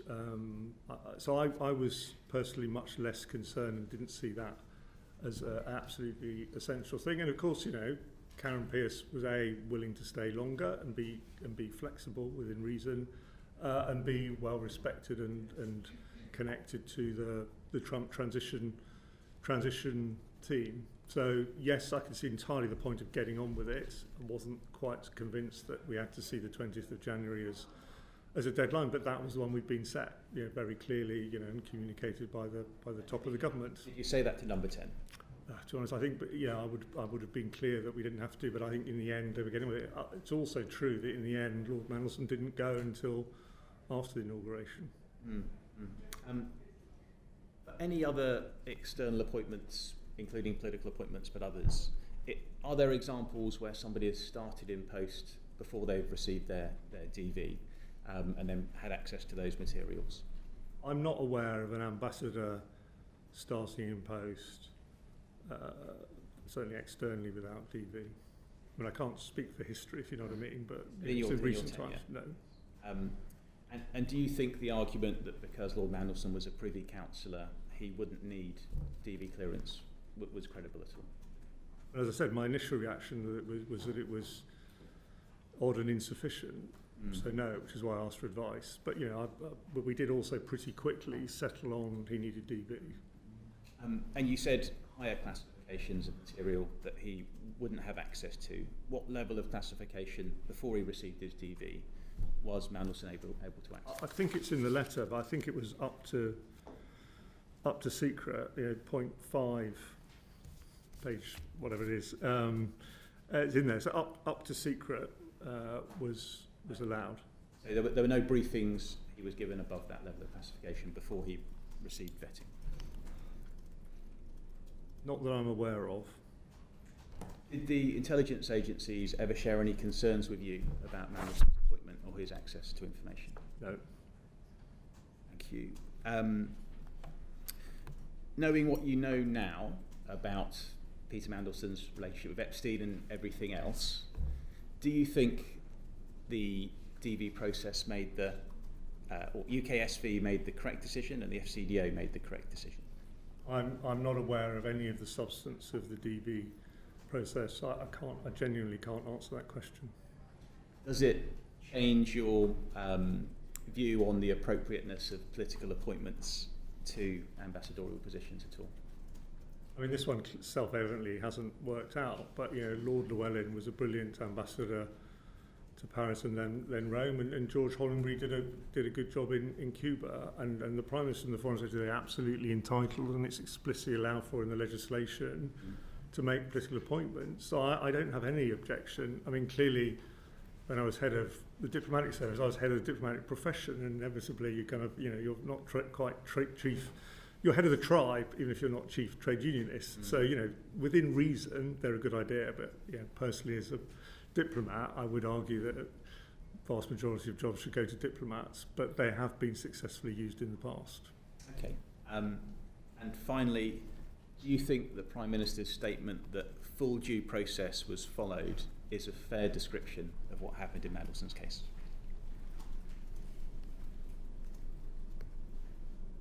I'm going to dodge. I'm really sorry, but I just actually don't think it's for me to sit here it's not for me it's for others, you know, including, you know, all of you as members of Parliament to come to a view on that. So as your permanent secretary, would you have said in another case? Okay, let me I mean, I'm not going to answer your question. Let me describe what I've said to you in my mind to you today. So as I said, I think the processes the FCDO, the bit I was responsible for, followed up until I stepped down on Sunday the 19th of January. That was proper process, done at pace as we were asked. It was unusual, and I wasn't involved in this, I was involved but not responsible. It was unusual for the announcement to be made before he received DV. Thank you, sir. I've got a question from Edward and from Afra, so let me go to Edward first. I think it sort of follows on from what Alex was asking you, Philip. You're requesting to see the due diligence report. You're flagging to the Foreign Secretary that you have concerns. Sir Ollie, in his evidence, told us that this was the only time in which the Security Department requested to see him in respect to whether or not to grant clearance. You've told us that during your tenure there was no situation in which you'd met with the Security Department regarding granting clearance. Is there any precedence for this number of red flags to be raised on an appointment? I think that's really an impossible, I'm sort of tempted to I don't know, that's a really an impossible question for me to answer. If you're talking about, no, it is, because any appointment, You want me to narrow it down? Previous governments of different political persuasions over time have made, shall I say, not the smartest appointments in a whole different areas. But if you ask me, if I reframe your question as around an appointment to an ambassadorial role during my tenure, then the answer is yes. Or no, rather. I mean, not as many, whichever agrees with the thrust of your question, but that's yes or no. Okay. All right. Good answer. Thank you. I just wanted to ask a very quick follow-up question to one of the ones that Alex talked about to do with the types and levels of classified information that Peter Mandelson saw prior to going out to the US. Would you have expected the ambassador to the US to be briefed on and to know what was in the China audit? So I'd left, unfortunately, before the China audit had been completed. So I'm slightly hamstrung by knowing the absolute classification of that and quite how because some of the things about our China policy obviously are very, very highly classified. So I'm not ducking, but I don't really know, because it may be actually there was, and it also remember it wasn't complete at that point. Mm-hmm. It wasn't completed before I left. So my guess is on China, Lord Mandelson would have been told a fair amount, but there would have been some things which were a higher classification that he wouldn't have been able to know until later. But I'm surmising rather than knowing, and to be honest with you. I mean, so I completely understand that. You said you're guessing that. But were you aware that it was expected that briefings would include some information about the work that was being undertaken as part of the China audit? I would have expected him to have been briefed on the evolution of the government's policy on China, so that he was ready to talk to the US administration about the UK government's policy on China, i.e. doing his job. And that must have included, therefore, him being briefed on where the government's audit of China policy had got to, if that answers your question. So you said basically yes. Thank you. Alan and then Dan. Thank you, Chair. Sir Philip, was the correct process followed in the dismissal of Ollie Robbins? Save the easy questions for last. Look, I don't think I can answer that question, and it's clearly going to be a matter of, or may become a matter of formal legal dispute. I guess what I can say is when I was Permanent Under Secretary, there were a number of very serious disciplinary cases during my time leading to dismissal, and they all involved some process. But only the Prime Minister, Sir Ollie, and those involved know what happened, and I don't. So I can't can't answer your question. But in your cases, you would probably see someone suspended and an investigation taking place, or something as summarily dismissal as we've seen? In a serious gross misconduct case in the FCDO, so for an FCDO member of staff, however serious, in my time, it was going to suspension and at least one case removal from post for overseas ambassador, and then a very short period to do a formal process. Thank you. I want to ask about the due diligence report, but does anyone else want to come in on? I think Uma wants to come in on the back of that, if you don't mind, and then we'll go back to you again. Thanks, Chair. A question, Sir Philip, on the judgment about the reasons for why Sir Ollie left his post. Would you have informed Number 10 or the Prime Minister of the concerns about Peter Mandelson and those leaked emails and the emails released by the US Department of Justice after the decision to sack Mandelson? If the view from the civil service is that you don't inform your principal before, surely after, when all this information's in the public domain, would you have intervened? I don't think I can answer that question for the reason I sort of gave earlier about not being in the moment. I mean, I recognise the Prime Minister clearly believes genuinely he should have been told. So Ollie set out for you his view, including, if I understood him right, that he felt he was bound by the rules not to discuss the information from the vetting process, although that's now disputed, and you had different evidence from Cat Little. So I personally think it's a very good thing that someone of Adrian Fulford's stature has been asked to look into this, because we can't be in this damaging situation again. But I'm afraid I just actually can't answer your question, but we do need a proper look at this because it is very damaging. I'd agree, Chair, if you can let me ask one final question. This is a hugely significant decision, this appointment. It had national and international repercussions as well as reputational risk. There's a well-publicised friendship of Jeffrey Epstein, and the FCDO and the civil service's view time and time again has been that they can't intervene because the rules don't let them intervene, or to take a passive approach. Do you think, given everything we know, the system should be changed going forward? I don't know the answer to that question, which is why I'm pleased that it's Adrian Fulford, who I know from his time when he was, I think, the first head of the investigatory, he was the first investigatory powers commissioner, and also, if I remember right, may still do, has been the final appeal for vetting processes, so cases, so clearly knows a lot about it. I think he is the right person to get actually at that question. It's definitely right to look at it. Back to Anne. Thanks.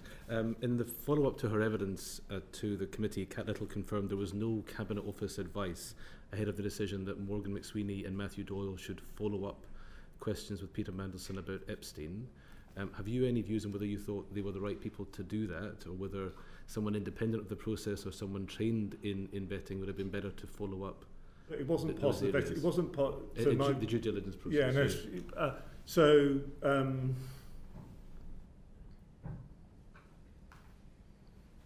What do I think about that? Look, it was a political appointment with a process being run out in Number 10 and a due diligence conducted by the Centre in a way that I've already said is not part of normal civil service practices. So I think in the end, who is doing the questioning and whether that's appropriate comes down to who and what weight is being put on those questions and who answers them. And so in a sense, I just actually genuinely don't know, because it wasn't me making the decision. I wasn't involved in it. It wasn't therefore for me to kind of say, well, that's good enough or not good enough as the conduit for the questions. I wasn't being asked or ever involved in putting any faith in that conduit. Thank you. Thank you, Chair. Right. Anne and then John. Thanks, Chair. I mean, we've gone around this issue of due diligence, vetting, over and over again. I am surprised that you have never seen a DV report, but is that correct? The only papers I saw on DV was in my formal role as the permanent secretary in signing off the outcomes of appeals. So someone being refused has the right to appeal, and those papers would come to me, but they did not include vetting files. Aside from those appeal papers and the forms I filled out for my own vetting, I have never seen vetting papers. And so that would align with what Sir Ollie has told us Yes. about having only an oral briefing, where we now have him and Ian Collard telling us that this was Yes. a borderline case. Yeah. Although, just to repeat what I said earlier, a case was never escalated to me in that way. And then what this committee has been led to believe, I think, that red flags and denials of clearance were part of this. So I'm just... the bit I think you can help us with is the process through which Ollie Robbins finds himself sacked. Because you've been following this as closely as anybody else. I mean, just to phrase the question differently, do you understand why Sir Ollie Robbins has been sacked? I have not seen the letter he was sent, so I cannot, and I don't speak for him, and neither do I speak for the government. So I can't sit here today and say I know. And I note also that Ollie was very clear in his evidence to you in basically saying he wasn't going to talk about that. But in the end, the FCDO is a make recommendation department because it takes responsibility for passing clearance. It has the power to manage risks and to mitigate those risks, and that is the process that all of the evidence that we've seen shows us has happened, which also aligns with what the Prime Minister has said, that due process was followed. That sounds right to me, and I read carefully last night the letter the Foreign Office sent to you, and I wasn't directly involved in anything after the 19th of January, but it rang true. I'll go to John, and then Fleur's going to ask the last question. You'll be aware that a number of former very senior civil servants have spoken about how damaging this episode has been on the civil service. As a former very experienced permanent secretary and head of the diplomatic service, what is your assessment of how this has affected the civil service and in particular the diplomatic service? I mean, Sir John, thank you for that question, because I think I'm glad you asked it. It's a very important one. I think it's also important to remember the kind of wider context. Look, the British system of government works best when civil servants and ministers, including at the highest level, work together effectively to deliver the Elected Government of Days programme, but respecting that they've got slightly different jobs and roles and responsibilities. And whenever that isn't happening, and that isn't happening effectively, then you're not able to deliver as well.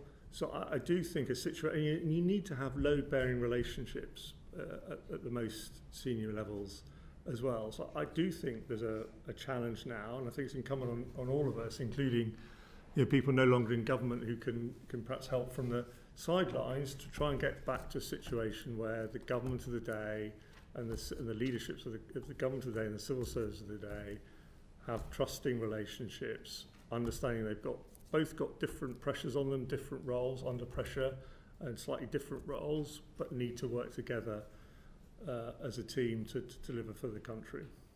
And the trusting relationship at present, do you think, is broken down? I don't like sort of black and white terminology like broken down. I do think self-evidently that there are now challenges, at least for some people in the relationships. Not least people who think they're in charge of their departments, who understand that their permanent secretaries have been told not to tell them things. I've got one more question, one more piece of the puzzle, which is about going back to access talks that you held with what were then shadow ministers before the election. Did the issue of political appointments, the appointment of the ambassador to the US, or appointing Peter Mandelson come up in access talks? Would they have been recorded? Yeah, if you're asking me to say were there records of if your question is were there records of access talks, the answer is yes.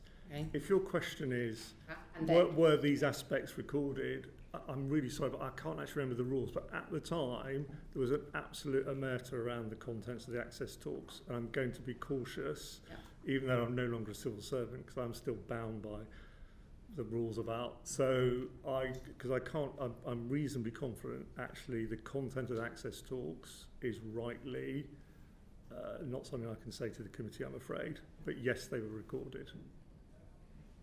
Good. Thank you very much. Order. Now, if we can, logistically, if Sir Philip is allowed to leave first, and then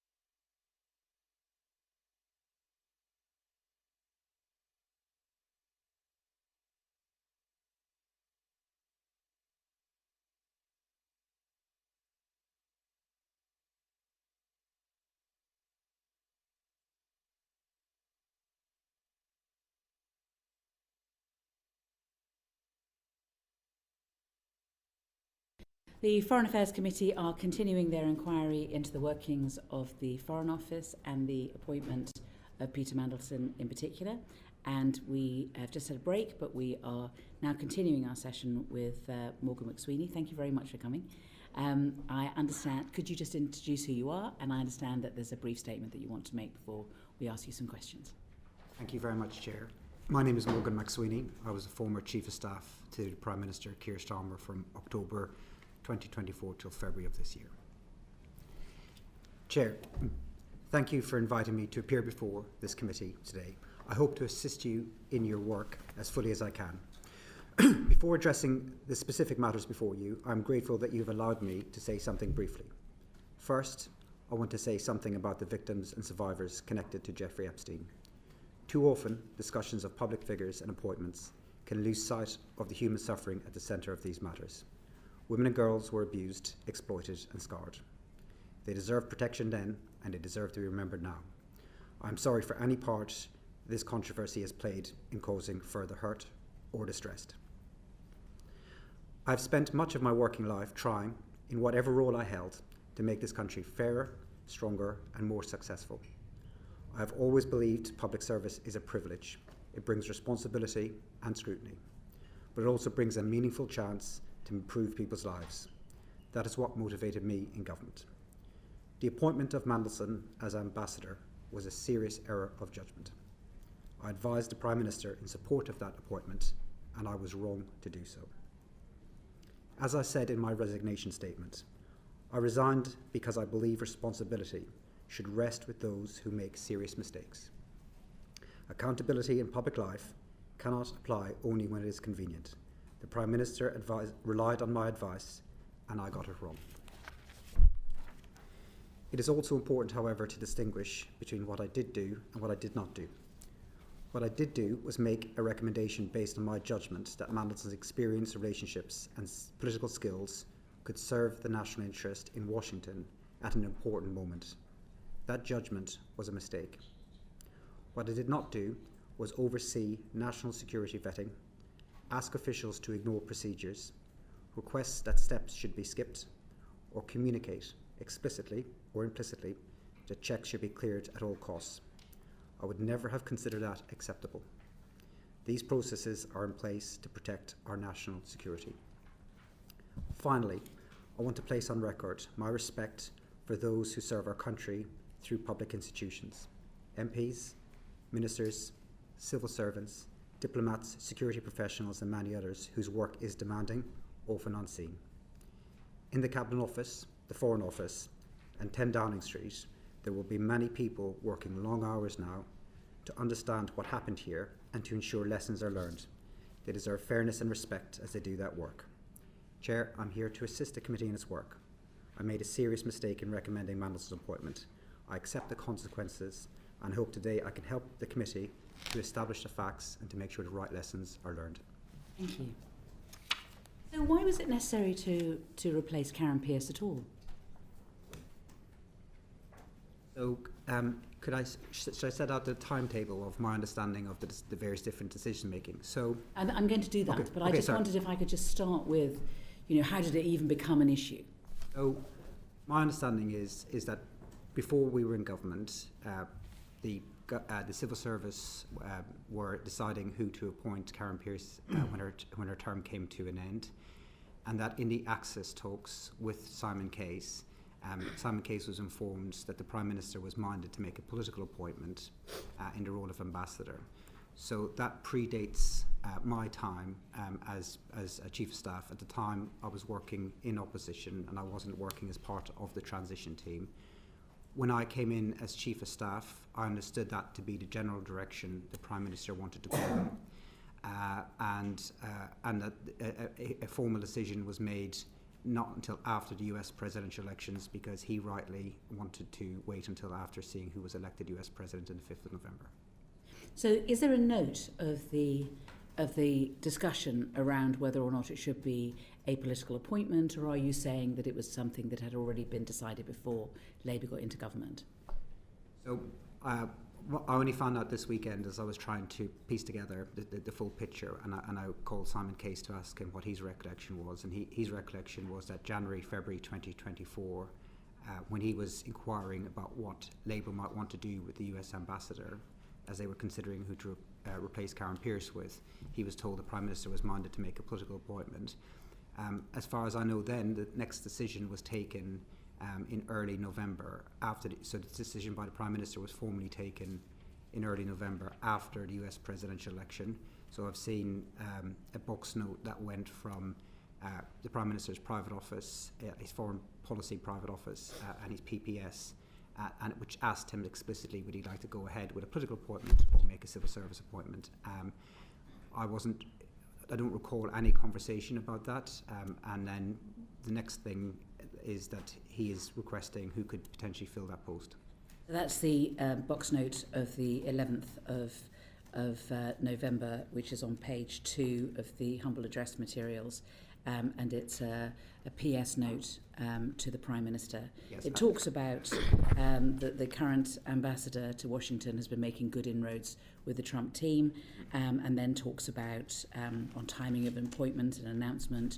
It's talking about what the options are essentially. Yes, and I didn't input into that box note. No. And neither did anybody else, it looks like. I mean, when it comes to the Prime Minister's comments on it or the Outer Office comments, there wasn't anything on that. So I don't think there was any input from any of the SPADs into that.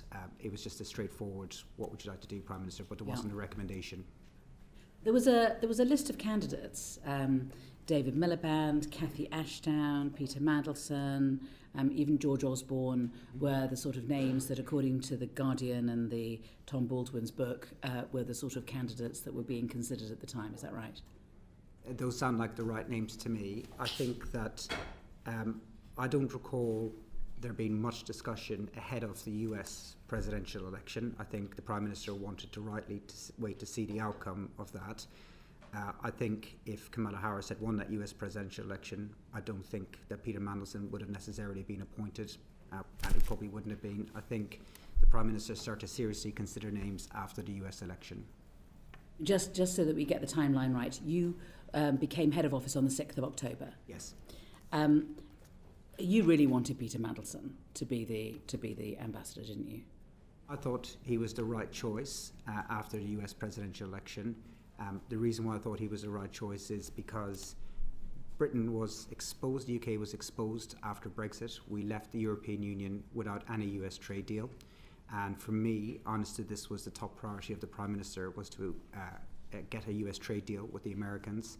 And I thought that based on Mandelson's experience as an EU Trade Commissioner, that made him the strongest candidate. But like everybody else, I made clear to the Prime Minister there was pros and cons, and there was risks. I don't think the Prime Minister would have chosen Mandelson if Kamala Harris had been elected President. I think he considered about who would be the right fit for the White House, and we procured him a short list of 2 strong candidates at that point. I'll come on to that in a minute. But I mean, you wanted. I mean, it was more than that. It was personal as well, wasn't it? I mean, he was your mentor, particularly when you became Chief of Staff, because you had no experience of the weird and wonderful world of Whitehall, but obviously Peter Mandelson did. So didn't he become an indispensable and venerated confidant for you? He was a confidant for me, but I don't confidant. Beg pardon. But I didn't regard him as my mentor. I first had a conversation with Peter Mandelson in 2017. I don't think I really started to go to him for advice until about 2021, and I was 44 years of age then. So I didn't regard him at all as a mentor. I got advice from him, and it was useful. But I also had other people around who were perhaps a bit more shy with the media, who I sought to for advice. We brought in some extremely experienced people from the Blair administration. So Liz Lloyd came into our team, Jonathan Powell came into our team, and I would certainly ask both of those for advice about how things work as well. So I asked a range of people for advice and help. I don't regard Mandelson as ever being a mentor, but certainly as an advisor. So, I mean, when the New Statesman says that Morgan wouldn't breathe without consulting Peter Mandelson first, that's not fair. yeah, you'll forgive me if I don't believe everything that's written about me in the papers, but I don't think that was true. He was somebody who I sought for advice, but both when I was campaign director and as chief of staff, I built a wide network of people who had done jobs similar to mine in the past, going back decades in the Labour Party. And I will go into. I mean, I really wanted to just sort of start with. I mean, you began by working for Excalibur, didn't you? Which was run by Peter Mandelson. It was an attack and rebuttal unit, basically, in '97, and you worked on that. And one of the things was to also do work on Labour MPs who might be perceived as disloyal. So, again, Chair, I'm glad that I can correct some of the records on this, because this is all a bit of a mythos here. This comes from the Independent. Yes. So I was an intern at the Labour Party in the 2001 general election. I was an intern. I was assigned to the attack and rebuttal team. So you didn't work in '97 for Excalibur? No, I did. So 2001 was your first time. Yes, that's right. Okay. And my job. And I hate to dispel the myth to maybe some people from different political parties about what Excalibur was, but all I did was glue bits of newspaper to A4 paper and scan it into a machine. Mm-hmm. It was. We've all done it. Literally, that was as sophisticated as my job got. The team wasn't run by Mandelson. The team was run by Spencer Livermore, right. And it included lots of future Labour politicians and SPADs. I never met or spoke to Mandelson in that election, and I didn't even report into who is now Lord Livermore. It was much more junior people that I reported into. And then what I wanted to ask you about was about the accounts in the I paper on the 4th of February 26 that Mandelson was helping to vet candidates, that he was given access to a secret Google spreadsheet of potential candidates, and that there was an off-the-books exercise. There's quite a lot of detail in the article about it, which tends to give at least an aura of authenticity to such reports. Mandelson had nothing to do with the selection or the vetting of any of our parliamentary candidates. I don't know what Google Doc the I is referring to. I'm pretty sure it wasn't a party document. I don't think that we kept... No, I think it's an off-the-books exercise. I think that's the point. Well, but it had nothing to do with me or the party. I was in a senior role in the party at the time. We did everything on the books. There might have been other people compiling their own lists, but his role had no official impact on the selection of our candidates. Our vetting was done by a team inside HQ, and it was all to do with... it wasn't to do with political vetting, it was to do with inappropriate things they might have said or done prior to becoming candidates. And it was an NEC process to determine the suitability of potential parliamentary candidates. But Mandelson was not involved in the selection of our candidates. And there was a strategy document called Labour for the Country, which was written, I believe, after the Hartlepool by-election defeat. And is it right that Peter Mandelson had a big input into that? I mean, it's your document, but yeah. That he was involved in that too. So I wrote that document in February 2021, ahead of the local elections to the Prime Minister, because I believed there was challenges the party was facing that it needed to address. And I think Hartlepool showed the scale of the political challenge we had if we wanted to win the next general election. And I certainly asked Mandelson for input into that document, but it was my document, the argument was mine, but I also sent it to half the shadow cabinet. I also sent it to other colleagues, all the senior staff, or most of the senior staff in Lotto at the time. I sent it to, and a document like that where I'm trying to gather my own thoughts, I might send it to 10, 15 people to say, can you give me a view? People from all across the party. But like I said earlier about Mandelson, most of the people who I would go to for advice were much shyer with the media. So you could quite easily put 15 contributors towards a document like that. But it was my document, and it was my argument that I wanted to make to the leader of the party at the time about the direction I thought we needed to take. After Angela Rayner resigned, and when there was the reshuffle on the 5th of September 2025, it's claimed that Peter Mandelson masterminded the reshuffle In fact, there's a quote, this is not normal. He was US ambassador. Why was he masterminding the reshuffle? This is reported in the Daily Mail. Patrick Maguire says that on the day of the reshuffle, Peter Mandelson was in number 10 and wouldn't leave. And according to the New Statesman, just before his sacking, Mandelson had been in number 10 to advise on the first cabinet reshuffle. Again, I'm very pleased I get the chance to correct the record on this. Mandelson was in the Cabinet Office and then understood came into number 10 on the day of the reshuffle, but he was not involved in the reshuffle. The reshuffle was extremely challenging because it was a bad day for our party, for the government. We had just lost the Deputy Prime Minister, and we needed to reorganise the government at pace, and the Prime Minister wanted to go ahead and do that.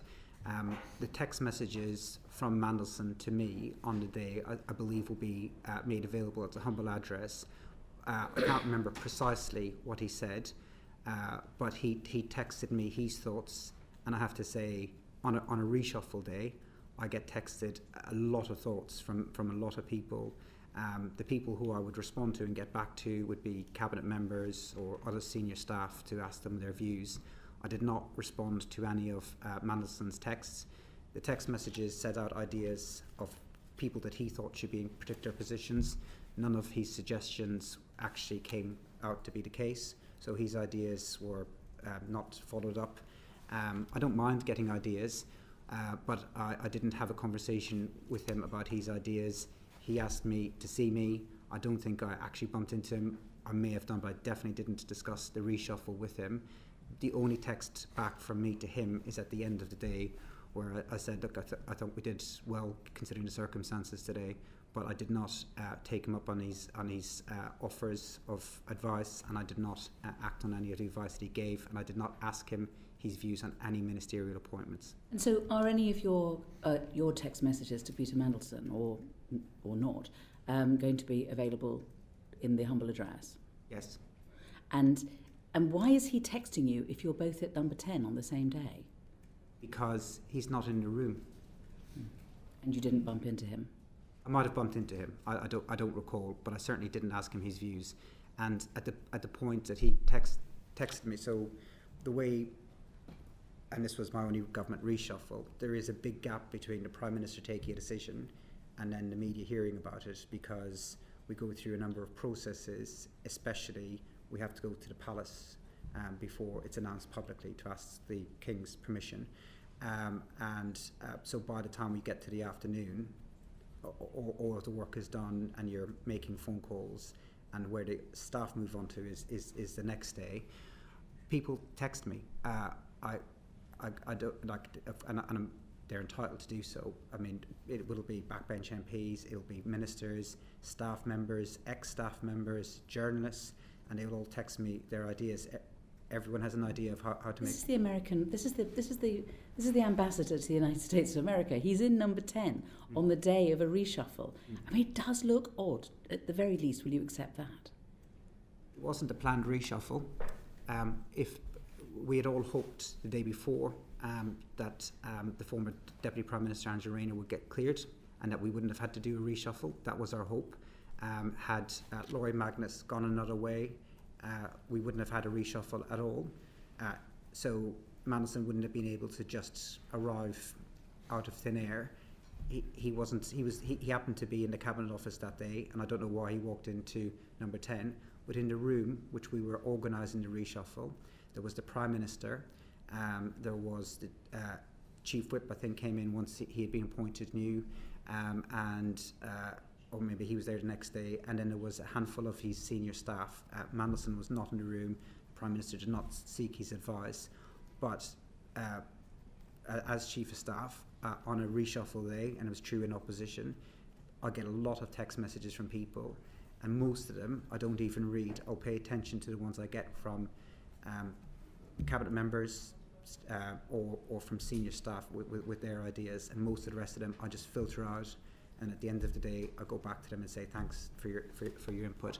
I don't know why he did it, but people do it. All right. Well, let's go back to the appointment of him as ambassador. So there were a number of problems before he could become ambassador to the United States. I mean, the first being that he wanted to be Chancellor of Oxford and ambassador at the same time. So, I mean, he said on a podcast, the Times pod on the 12th of the 11th, 24, that he thought that he could do both jobs. Now, is it right that you asked for official advice on whether or not the role of ambassador to the United States could be part-time? I don't recall, but I don't recall that I asked if it could be part-time. So I'm relying in particular on an article in The Observer on the 4th of February 26. Morgan McSweeney sought official advice over whether Peter Mandelson, who resigned from the Lords this week in disgrace, could be the UK ambassador to the US and Chancellor of the University of Oxford at the same time, sources have claimed. I don't have any recollection of it. And officials had to explain that being His Majesty's ambassador in Washington was a full-time job in Washington. So I do remember thinking that at the time, that it was a full-time job. I understood that. So, like I said, at the time that he was doing that, I think that had Kamala Harris won the US presidential elections, I don't think he would have got the job. He was certainly lobbying for the job. He did, but I think that Oxford University shows he was also hedging because he didn't know whether he was going to get it or didn't think he was going to get it. So he was also looking at other opportunities. He did say to me when he was saying to me that he was interested in the job, that he was also going for Oxford University. And my view to him was these are incompatible. I don't see how you could do both. So if you're telling him that it's incompatible, then you wouldn't be asking for official advice on whether he could do it part-time? I don't think I would have, but I can't say for certain if I... Why wouldn't you remember something like that? I mean, it is pretty interesting. I can't remember doing so. So I think you're right. I'd remember it if I would have, but I can't remember ever doing so. Okay. I mean, one of the other problems was that Keir didn't like him. I mean, again, for the New Statesman, Keir doesn't even like him and never really has. He's not Keir's sort of person.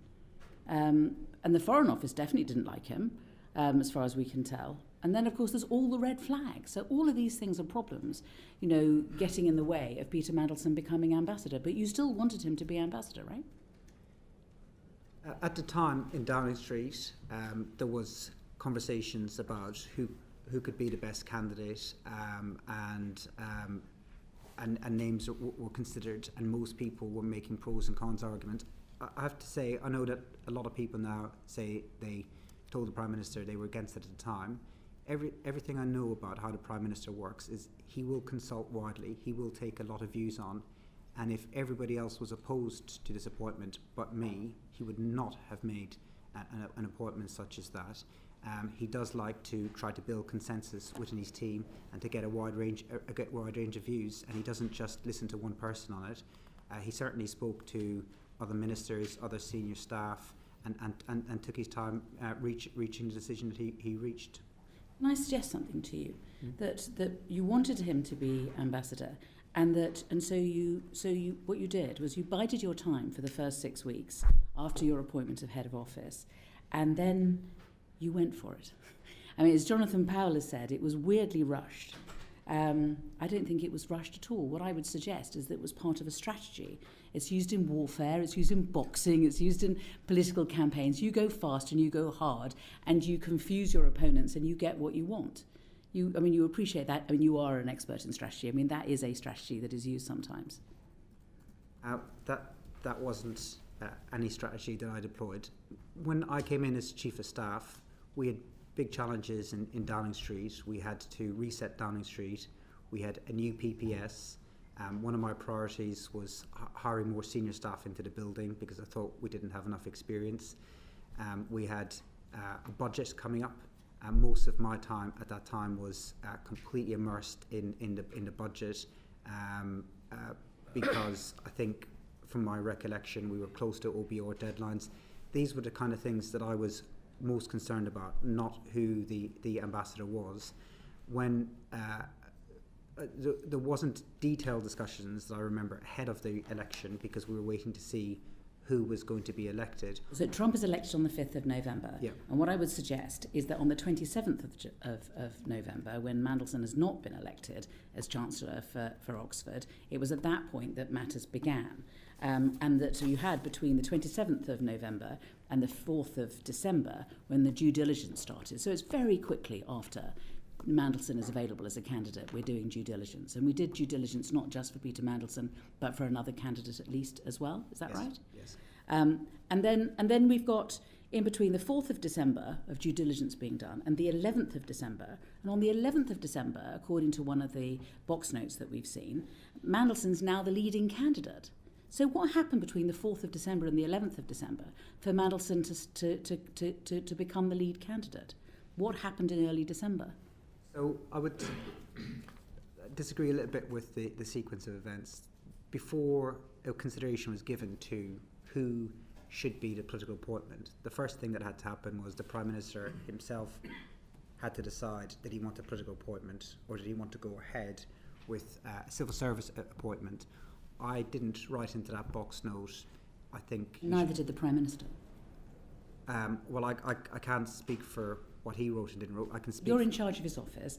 There's no note at any stage of, as far as we understand it, unless something, we're about to get something, of the Prime Minister making a decision that he wanted to have a political appointment. There's no note of that, or the thought process in relation to that. And then there's no note, oh, actually, I've now thought about it, I want Peter Mandelson. There's no note from the Prime Minister on that either. So if I take each one of these decisions separately, the first decision he had to make was, did he want a political appointment or not?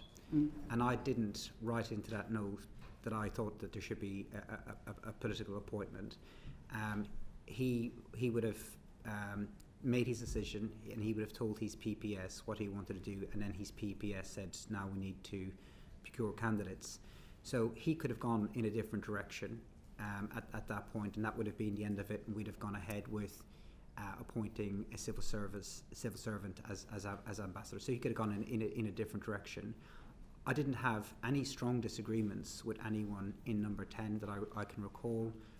Like everyone else, I could see there was pros and cons in the appointment, and I worried that it would go wrong. So I didn't try to push anything through. We procured two strong candidates for him. One was Mandelson and the other was George Osborne, the former Chancellor of the Exchequer, who I'd met as part of it. And my view was that we had, and I said to the Prime Minister, you have two appointable candidates. Others agreed that there was two appointable candidates. I can't recall anyone saying that Mandelson was not appointable.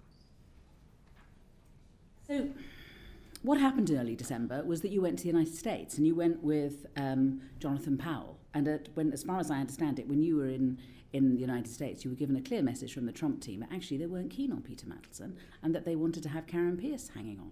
So, I mean, did you tell the Prime Minister that? And is there a note of you telling the Prime Minister that? So it's half right. So this is Politico, the 20th of the 3rd, 26th. They didn't talk to me about Mandelson.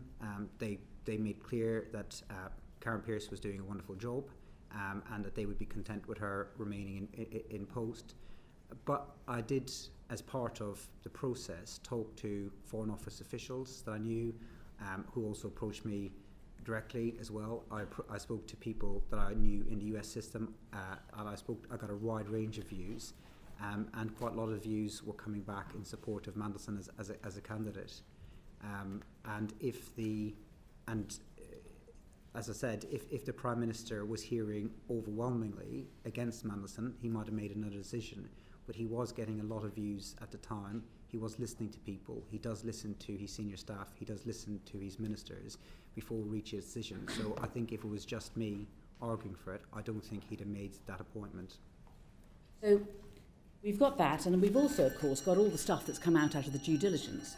And on the box note that I've been referring to on the 11th of the 12th, it says, Chief of Staff has discussed candidates with you, with the lead candidate being Peter Mandelson. So here he is, he's now lead candidate. So how did you manage to persuade the Prime Minister that he should be the lead candidate, given what you'd heard in America, and given what was in the due diligence?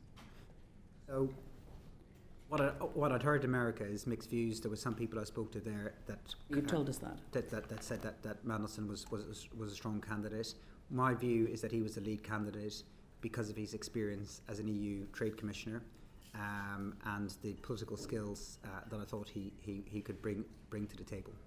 No, because it's not your opinion that's important. It's the Chief of Staff has discussed candidates with you, with the lead candidate being Peter Mandelson. I mean, it is supposed to be the Prime Minister's decision, not your decision. Yes. It's the Prime Minister's decision. And the Chief of Staff has discussed Peter's relationship with Jeffrey Epstein, which we will go through with you, but your Director of Communications is satisfied with his responses to questions about contact. Do you think it's appropriate, when doing due diligence, for you as a friend of Peter Mandelson to speak to the Prime Minister, and for his responses to be measured by another friend of Peter Mandelson, Matthew Doyle? And for that information to be put before the Prime Minister as a basis upon which they can make a decision? So I agree, and I think that when I look back on it, I certainly think it would have been much better if I'd asked Pet to ask those follow-up questions. I guess my thinking at the time was I'd put follow-up questions to him in writing, and that if a senior member of staff did that he would feel more obligated to give the truth and the full truth. I didn't feel that I got that back from him. But it wasn't my decision, it was the Prime Minister's decision, and he saw the DV as part of that decision. And so between the 11th of December, when Mandelson's the lead candidate, and writing to the King and telling the King that, advising the King that this should be the candidate, what happens? Is there a decision made at that point that Peter Mandelson should be the ambassador? And where is the note to show that the decision was made and how the decision was made? So I tried to get the times as best as I possibly could and dates, but you have to forgive me a bit because I don't have access to my number 10 diary or the Prime Minister's diary. So if I make a mistake, it's not intentional. No, it's fine. So I'll try to give you as best as I can. So I think three things worth saying. The Prime Minister will be talking to people at that time, saying, what do you think? Everyone will be giving him pros and cons. That's for sure. He will take a view based on a rounded view. Then the last meeting I recall, where he said, this is the direction I want to go in, was with an independent Jonathan Powell and me and him.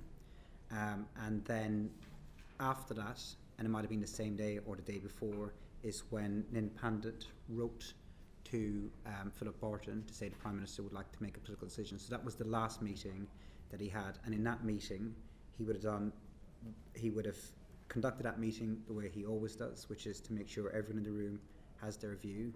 And then what date did you say this was? I've missed it. This would have been either on the day or the day before, or a few days before an independent wrote officially to Philip Barton. So when an independent wrote to Philip Barton to say, can we begin the necessary arrangements and get Mandelson in place? We're talking like 15th, 16th, something 18th, about that. 17th, 18th. Yeah. So he would have had a meeting then. He would have said, right, what are we going to do here? Let me get your views. Okay. And then he'd have said, we're going to go with Mandelson.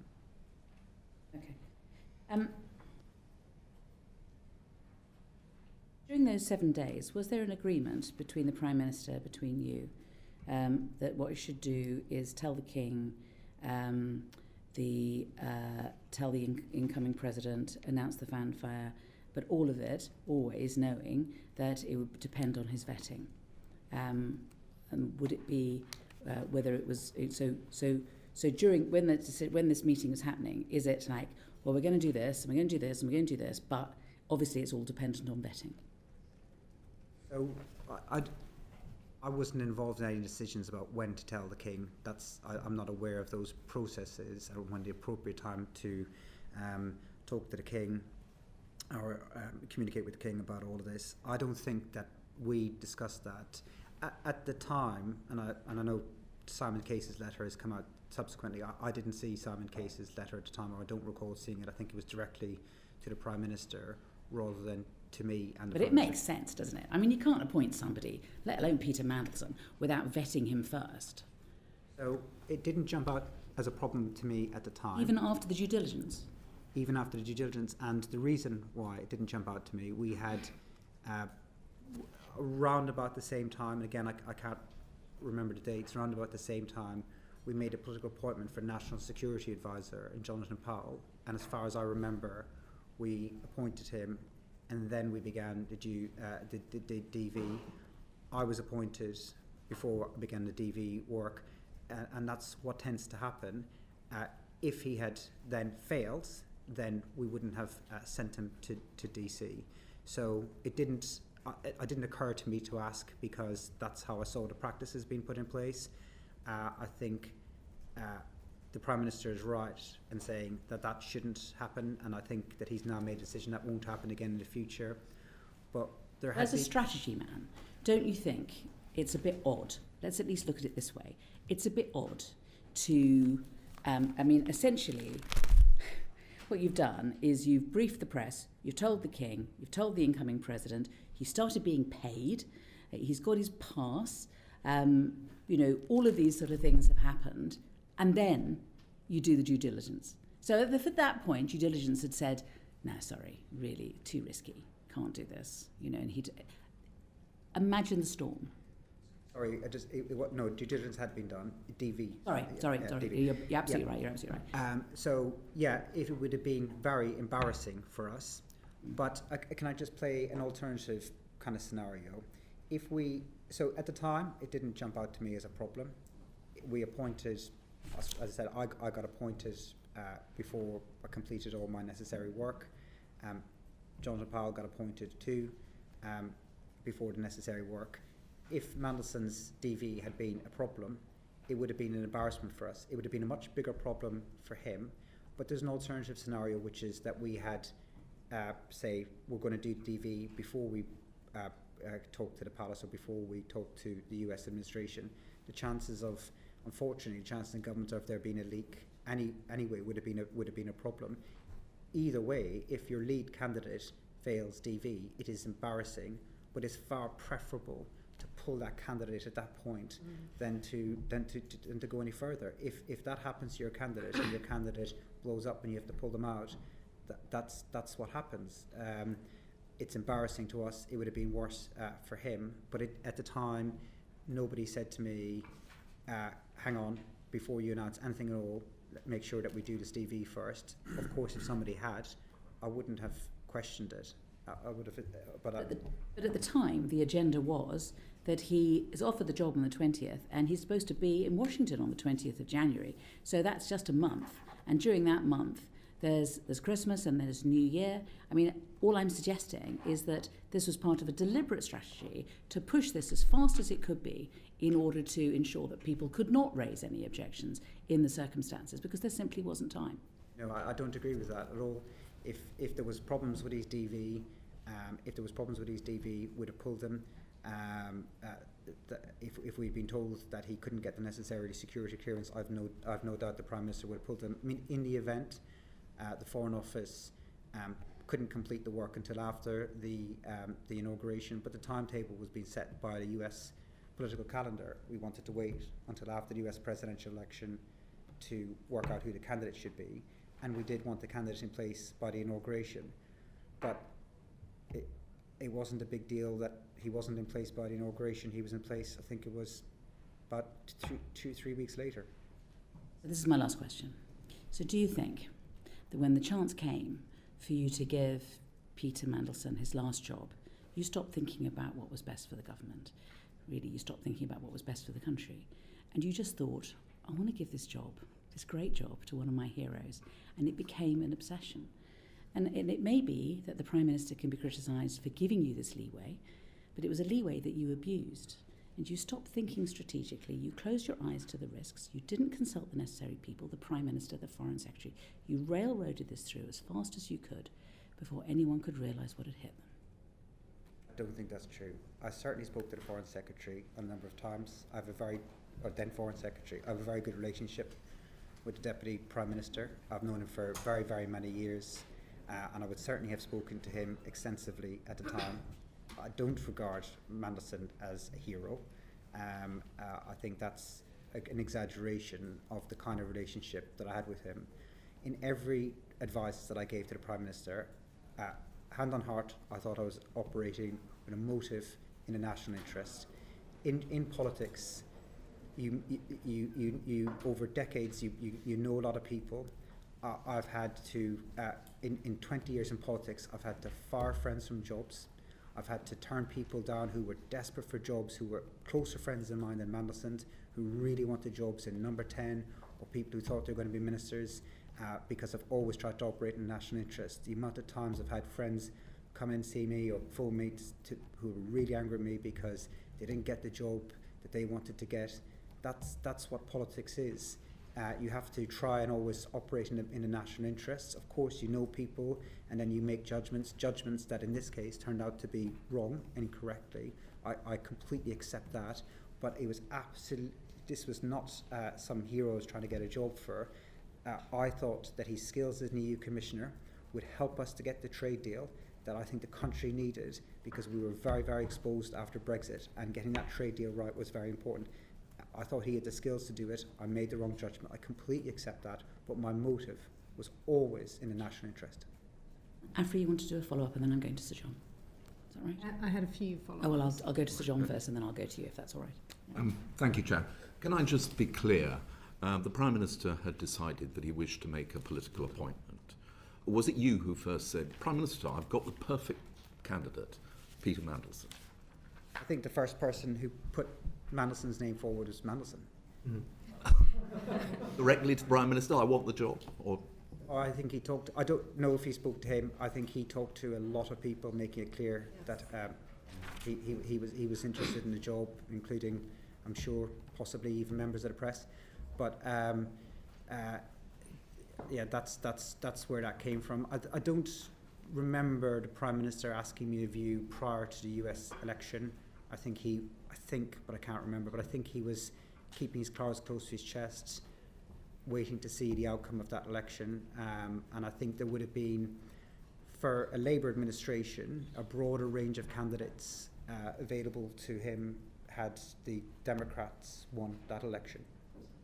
You've set out why you think he was well qualified to do the job, but you've also known him for a very long time, and you will also be fully aware of the fact that he had twice had to resign from the cabinet, that he had business interests with China, that he had a close friendship with Jeffrey Epstein, and also that he was friends with Oleg Deripaska, who was a confidant of Vladimir Putin. Despite all those things, you still thought he was the right person for the job? Well, to take each one of those in turn, he, after his last resignation, he had rebuilt a reasonable reputation for himself. He had gone as an EU Commissioner, and as far as I was aware at the time of his appointment, and I don't know what will subsequently come of their own investigations, but he had a good reputation. He was seen to have done a good job as EU Commissioner. Then he came back into British politics and served as a very senior member of Gordon Brown's premiership, Gordon Brown's government, and again at the time was well regarded as a senior minister in that department. So he had done these two big political jobs long after his last resignation. It's why I think that a lot of the media and a lot of other politicians at the time thought that this was the right appointment for the country. The nature of the relationship that I understood he had with Epstein was not a close friendship.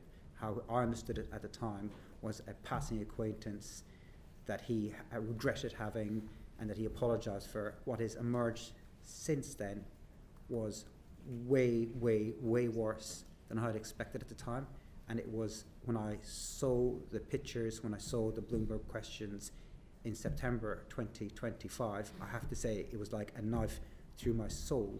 I did not expect that level of connection that he was talking about there. As for the other issues that you're raising, I thought business interests would be dealt with in the Foreign Office, so people look at things like conflict of interests.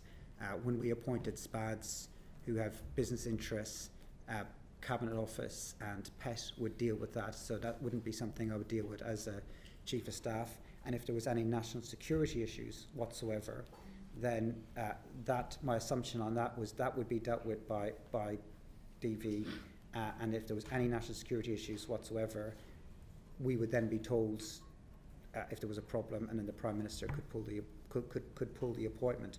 So from what I knew at the time, I thought he had re-established himself as a credible political senior political figure in Europe and in the Brown government.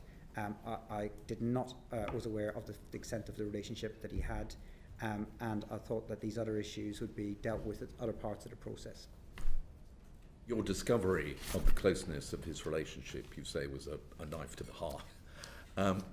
But the box note says that you discussed with Peter Mandelson his relationship with Epstein, and that you then discovered as a result of that conversation, for instance, the fact that he stayed in the flat belonging to Jeffrey Epstein after Epstein had been convicted for paedophile offences. That wasn't a discovery that I made.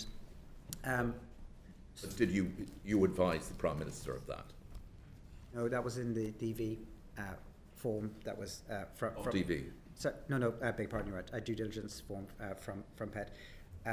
I wrote to Mandelson after the DD to understand from him in writing what his position was on these issues. That email that I sent to Mandelson and his responses from that, the Met Police are using as part of their investigation. When I was in number 10, I was told that we couldn't share either the questions or the answers to those questions or the email itself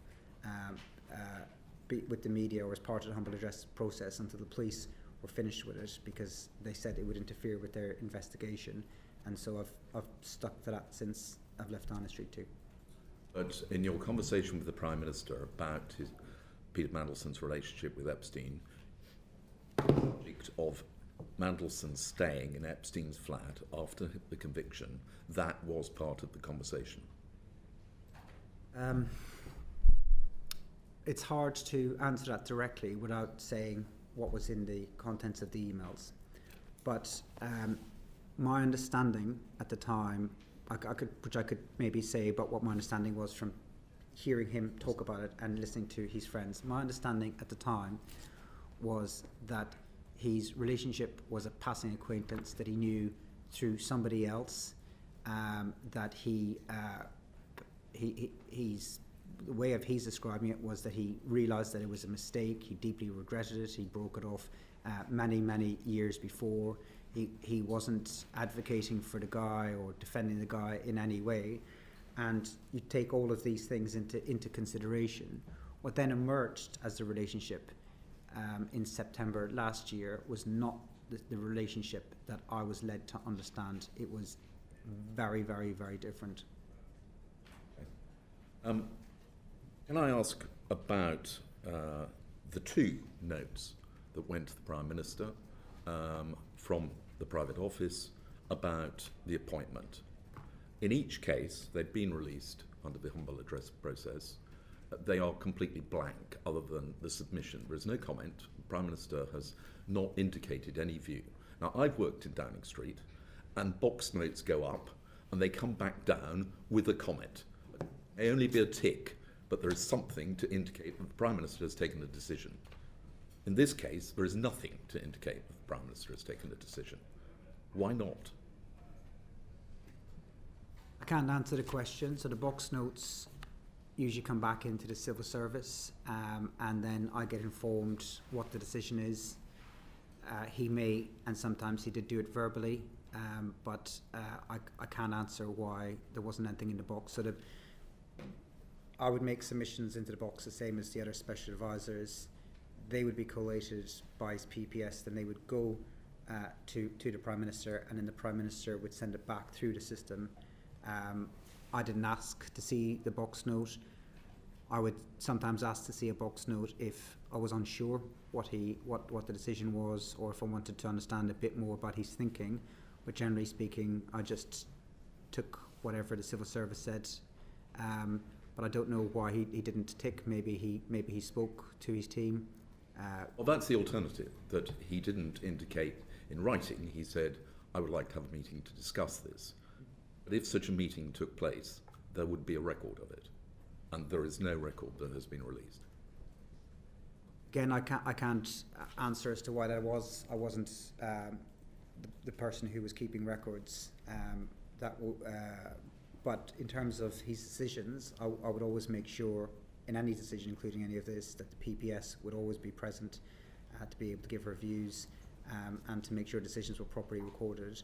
But I wasn't the minute taker. I wasn't. So how did you discover that the Prime Minister had decided to go ahead with Peter Mandelson? I believe that, from my best recollection, that there was a meeting in mid-December, and he told us that that's what he wanted to do, and then Nin Pandit took his decision and passed that on to Philip Parton. So a meeting took place, which led to the Private Secretary writing to say that that was the decision. Is there a record of that meeting? I don't know. I don't have access to that information anymore. It's just your job to make sure that the minutes are taken of meetings. No. Not. No. So you're in charge of his office, but you're not in charge of there being any records made of any decisions made in the office. No, the civil service will take responsibility for that side of things. My job was to make sure that he had the political input. When I was in meetings, private secretaries would take notes. How those notes were recorded and circulated, I didn't ask around the detail of it. I just always assumed that they would be properly recorded and shared with the appropriate people. Thank you. I just wanted to go back over some of the questions that the Chair had asked you and just ask some follow-ups and seek some clarification on some of those. You said that you were out in the States at the start of December prior to the appointment being made. When you were out there, in the conversations that you were having kind of offline, did anyone raise with you concerns that they had about Mandelson's business links with China? No. Okay.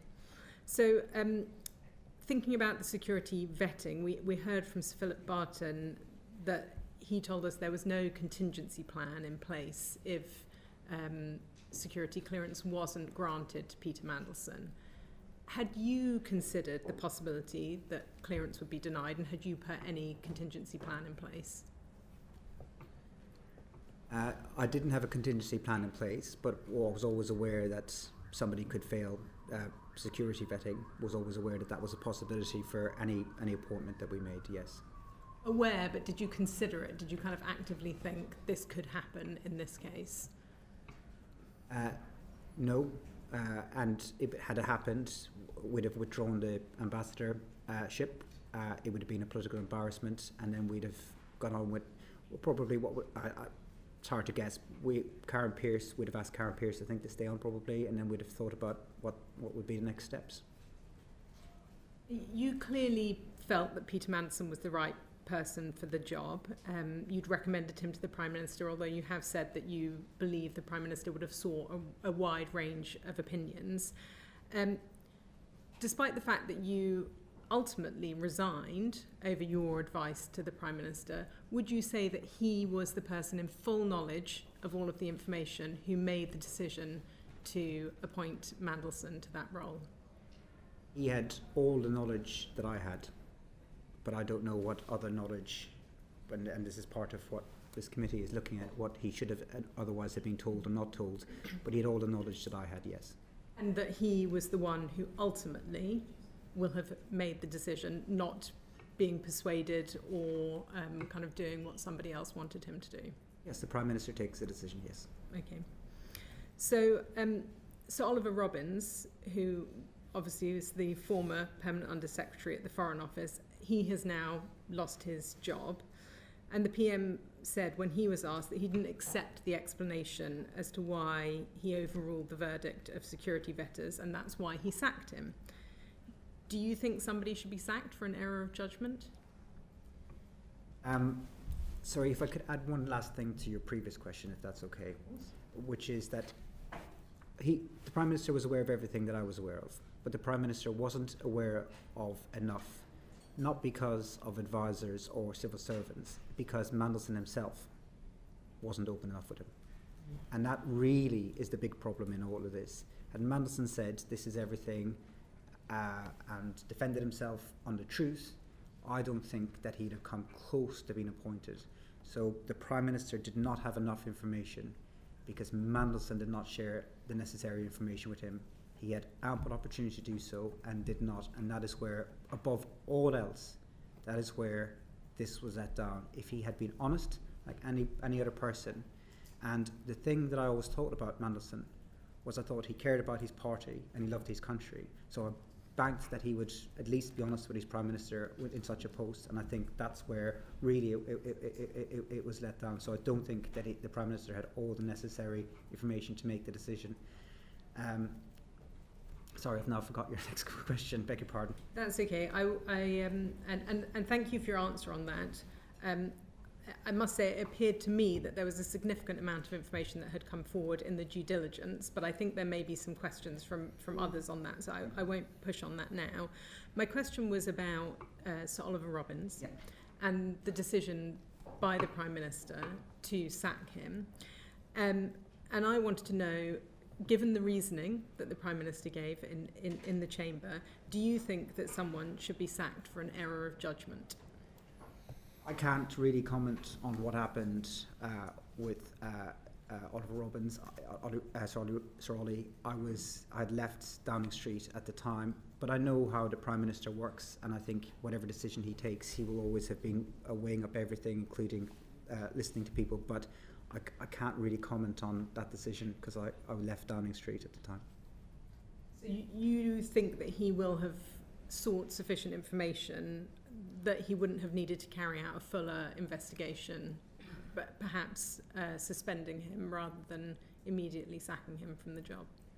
I can't say to what he did and didn't do because it was after my time in Downing Street, so I'm not privy to any of this information.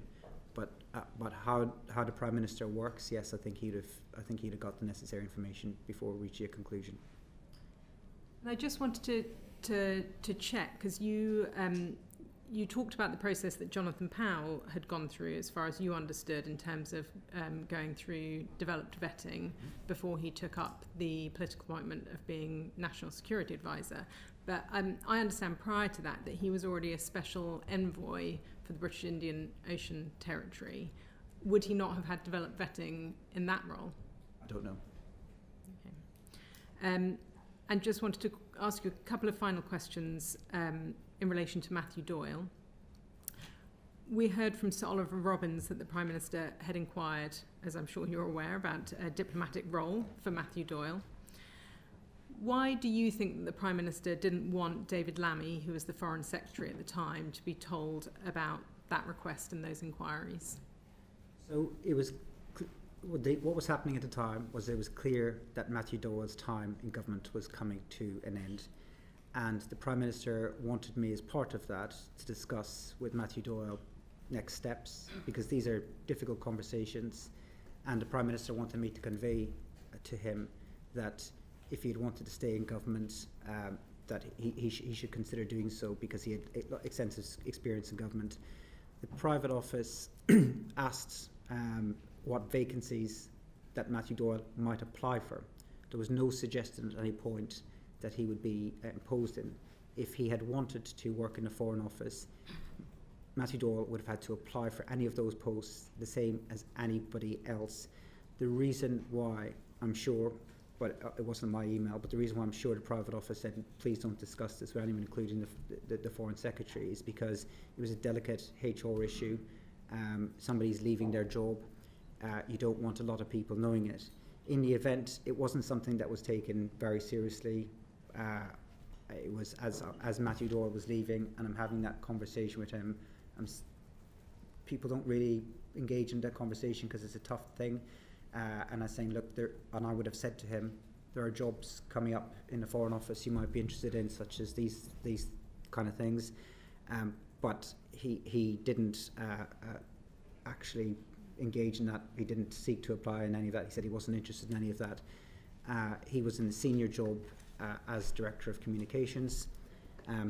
My understanding at the time was that it wasn't unprecedented for SPADs to apply for and get foreign policy jobs, such as Ed Llewellyn under the previous Conservative government, but it wasn't something that we talked about a great deal. He didn't apply for any jobs, but for reassurance, he would have had to apply the same as anyone else.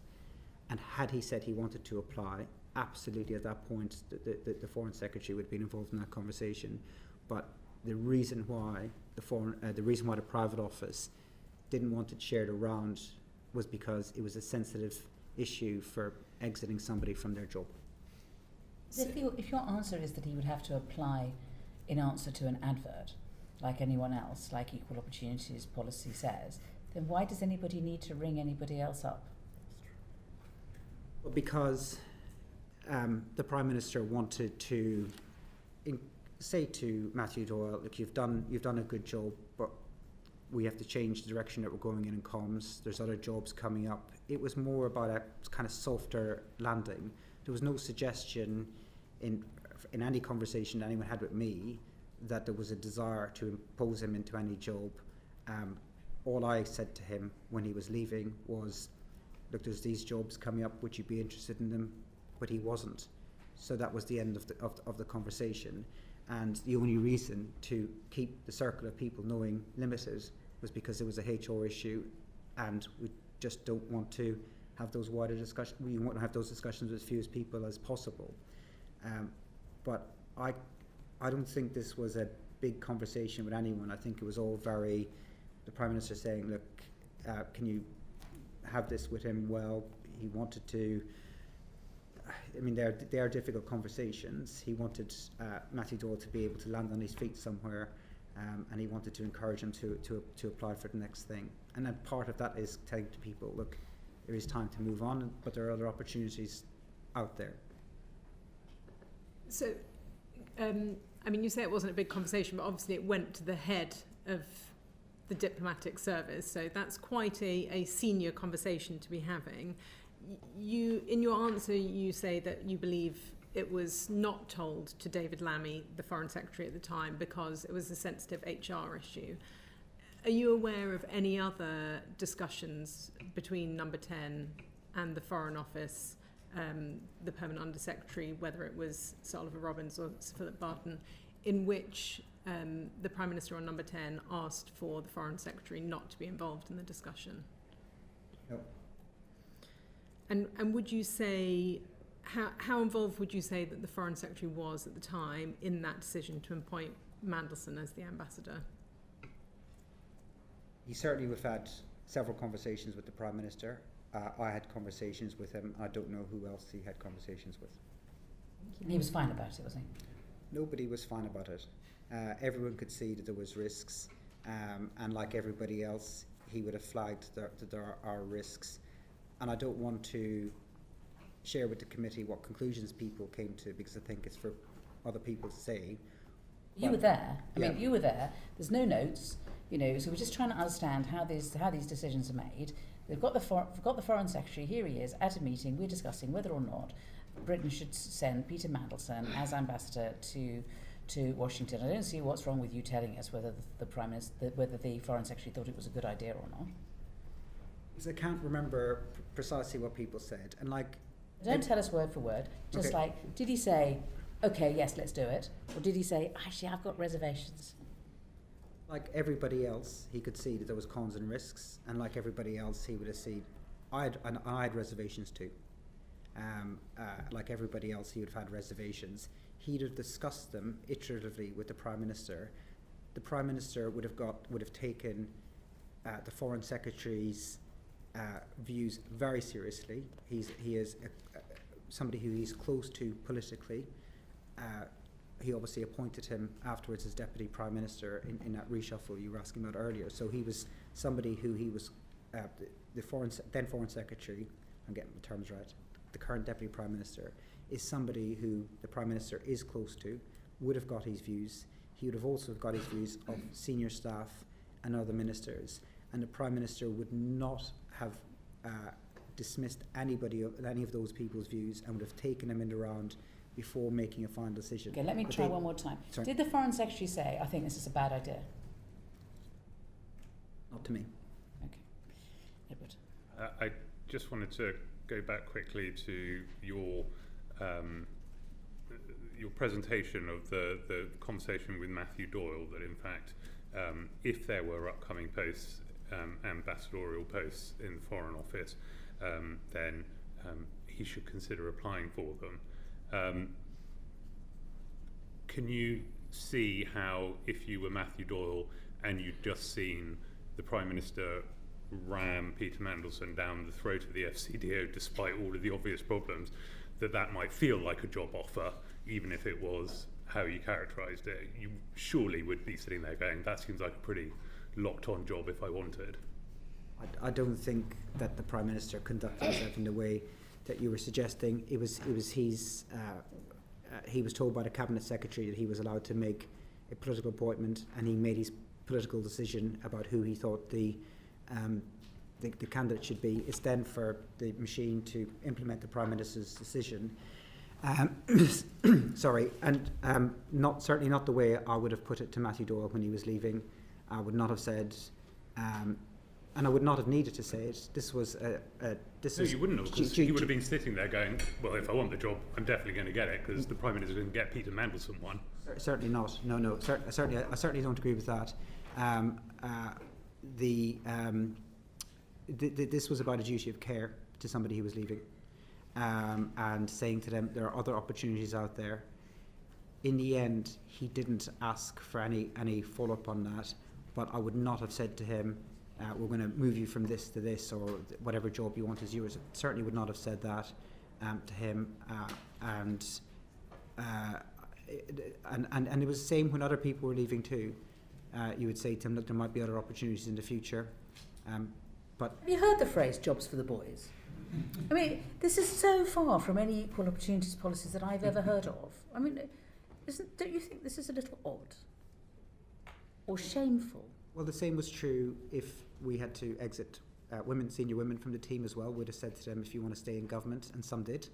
But Matthew Doyle would have had. I don't want to. I'm just saying, talking about senior women. I mean, what job was she given, for example? Some of the regions. So, Sue Gray's now in the House of Lords, but this isn't about. He wasn't promised a job, and had he applied for the job, then the Foreign Office would have considered his application the same as anyone else, and the equalities and all of the other necessary procedures would have had to follow in any direction. So he was. Sorry, Mr. McSweeney, that is not what Sir Oliver Robbins told us. Sir Oliver Robbins told us that Matthew Doyle's name was another one that was floated as a political appointee, which, given that when the Prime Minister politically appointed Mandelson, it was a lock, it would be fair to assume, if you're Matthew Doyle, that effectively the similar guarantee was being made to him. I wasn't asked to. I didn't send that email to him. It was the opposite, though, of jobs for boys. He was losing his job, and all I said to him was there might be other opportunities. It was never followed up, and I was not told by anybody, not by the Prime Minister or the private office, you need to go and promise him a job. It was just a simple duty of care conversation. You're leaving the job. There are other opportunities in the future. Do you want to explore them? And it was no, and that was the end of the conversation. Thank you, Chair. I want to take us back to a couple of questions that the Chair asked earlier in relation to Matthew Doyle. So on the 11th of December, the note to the Prime Minister, Director of Communications is recorded as saying that he was satisfied with his responses to questions about contact with Epstein. Matthew Doyle was the Director of Communications. Did you trust his judgment, given what we know about Matthew Doyle?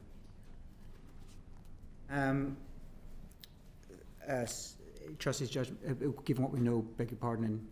Do you trust Matthew Doyle's judgment in relation to that particular, that he was satisfied with his responses to questions in relation to his contact, Mandelson's contact with Epstein? So Matthew Doyle submitted his view into the Prime Minister, and it would be for the Prime Minister to decide whether he took that view on board or decided not to take the view on board. In terms of what I did, was I gave the answers, ran through the answers with the Prime Minister, but I didn't put a lot of weight on my own judgment on what Matthew Doyle thought at the time. Okay, so there was a fact-finding call between the General Counsel to the Prime Minister and Matthew Doyle, where he's reflecting back on some of the conversations there. It's noted there that Lord Mandelson is a personal friend of Matthew Doyle, and that he had a number of conversations with yourself, many of which were one-to-one, and there was quite a lot of back and forth, which resulted in 3 specific questions. What were those 3 specific questions? So they were all questions that came from wanting clarification around the due diligence report, and on the point of who should have been asking him those questions. It's my view now that we should have asked PET to ask those questions. What were the themes of those 3 questions? So they were questions in relation to the due diligence reports, but they are questions that the police have now got that email, and so does the government, and so does Number 10. But they've asked for, at the time I was in Number 10, I was told that the police did not want these questions or their answers released. They will be released as part of the as part of the humble address process, but when the police are finished with it. So until then, I don't feel that I can say what the questions were. Okay, and do you think that given the scale of the appointment that 3 questions were sufficient enough to interrogate Mandelson? I think if somebody is being honest with you, then the questions would have been sufficient. If somebody's hiding, then whether you ask 3 or 5, if they're deliberately hiding something, or however many questions it might have been, then I'm not sure you got to the bottom of it. For purposes of appearances, and public appearances are important in this, I wish and I regret that I didn't ask PET to carry out those questions. But I'm not sure that they'd have got better answers given how he was choosing to answer these questions. I'm not sure they'd have got better answers at all. However, my hope at the time, was that, my thinking at the time at least was that I'll ask him these questions and he should answer them honestly. If he doesn't answer them honestly, I don't have investigatory powers, and neither would PET. But there was 2 other mechanisms that I thought might catch a problem. One was he had been such a public figure for so long and had media scrutiny, actually worked for the media, that if there was anything where he had said something to me that the media later uncovered, then there would be gaps. I also thought that DV would expose if there was any further risks. So I thought those were the other next steps where there was some safeguards in place. But if somebody isn't fully truthful about the questions they answer, then if there was been a different person asking it, or if they'd asked more questions, I'm not sure. It's hard to tell. We don't know. But with hindsight, I wish that I'd asked PET to ask those questions. Okay, did you put those questions in writing? Yeah. Is your evidence that you put those questions in writing because you thought Mandelson was more obligated to tell the truth if he had to write it down? Yeah, and I had a record as well. So does that mean that you advised the Prime Minister that you didn't think that Mandelson had told you the full truth about Epstein? No, I didn't say that to him. What did you say? Or you say that the Prime Minister thought, well, if there's a serious problem, the DV will pick it up? No, I didn't say there's a serious problem. The DV will pick it up. No. No, but I mean, either you thought that Mandelson was lying to you about Epstein, and presumably you told the Prime Minister that, or you thought, well, or the Prime Minister thought, well, okay, he's lied, but let's make sure, but the DV will pick it up, so that'll cover us at that point. No, I thought he had told the truth. I thought if he had written to me and set it out the way he did, that he'd have told the truth. That was a mistake. Right, so he'd lied before and then he told the truth when he wrote it. I thought he no. I didn't think he had lied. I thought he had told the truth, and I thought, and that was the basis of which I thought we were going ahead. But I also thought, if I was wrong, if he had been lying, I thought he told the truth, and that's why I thought we should proceed. But I thought if I was wrong, and he had been lying, that might be picked up at DV. And whatever he wrote, he essentially assured you that it was that any allegations about him staying at Epstein's house once Epstein was in jail was all fine. Again, I don't think I can share the contents of the emails and the questions and his answers, but when he wrote back to me, I assumed wrongly that he was telling me the truth. Okay, so going on to another fact-finding call, this time with Jonathan Powell. He's recorded as saying that he raised concerns directly with yourself in relation to the reputation of Mandelson.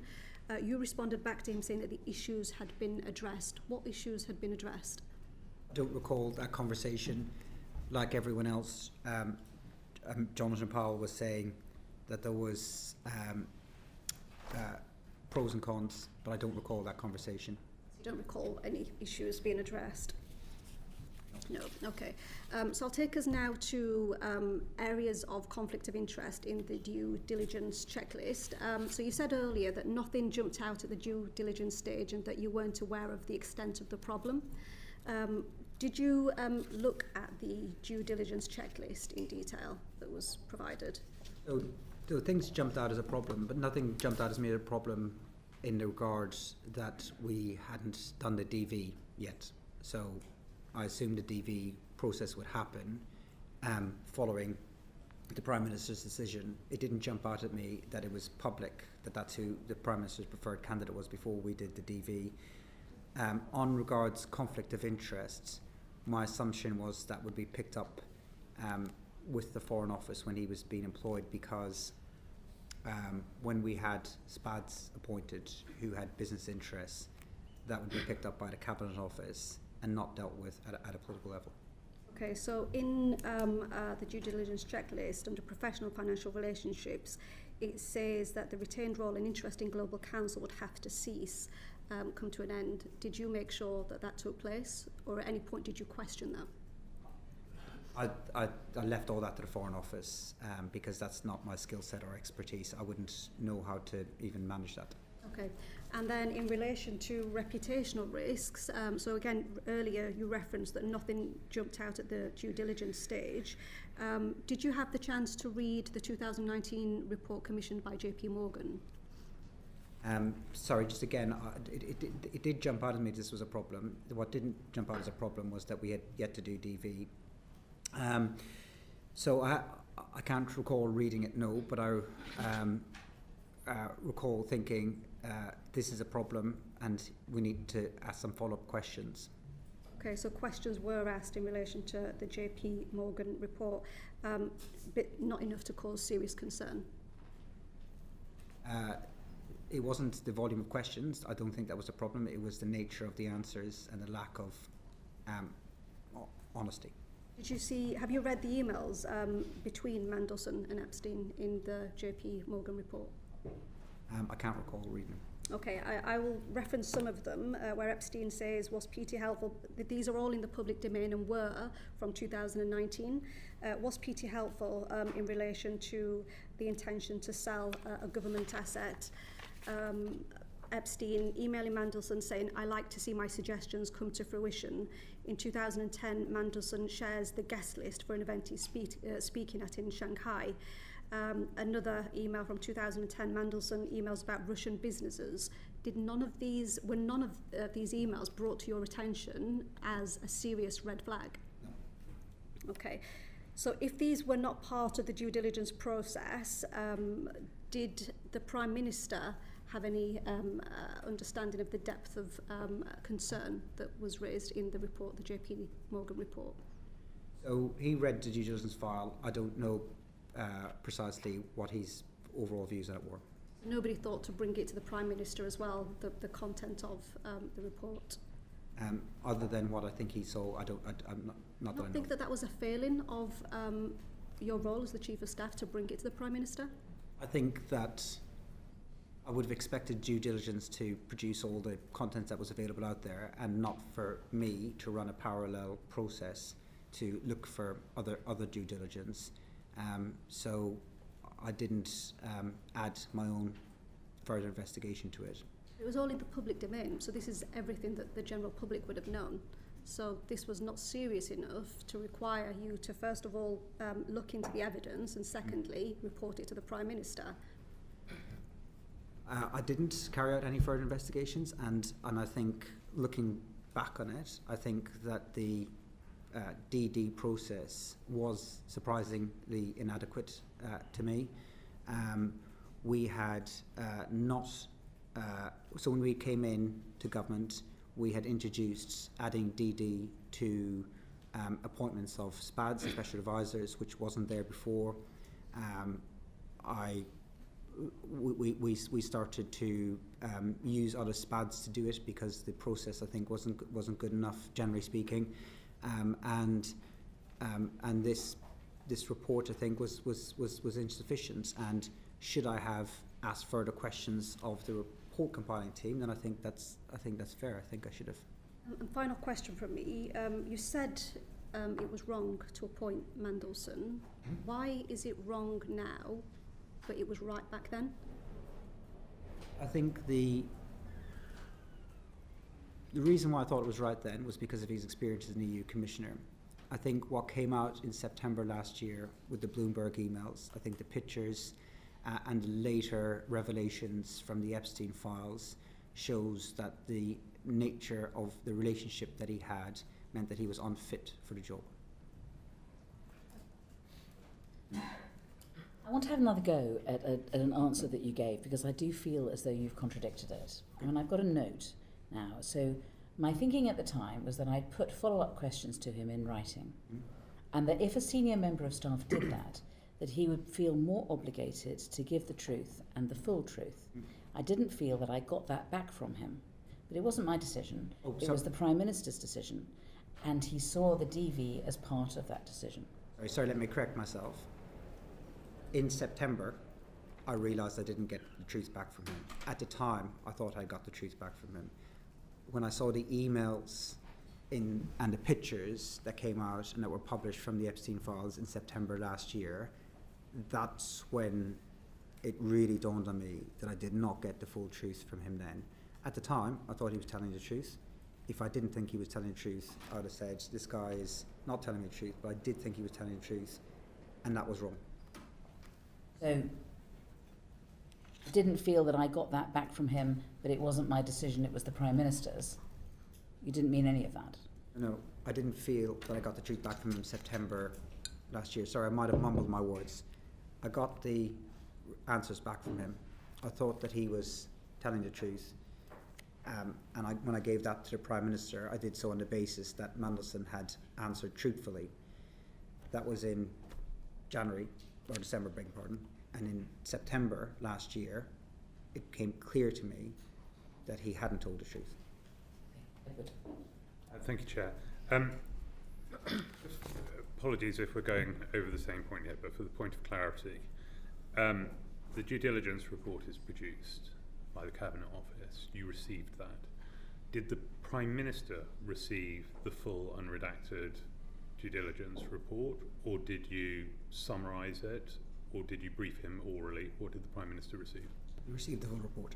He received the full report. And did you discuss the contents of the report with him? Yes, I believe so, yeah. Okay. And during that conversation happened at a point at which he had read the report, or there's a difference between receiving the report and reading it, I guess? Yes, he would have read the report. He read all these papers. Okay. Did he raise any reservations with you during that discussion?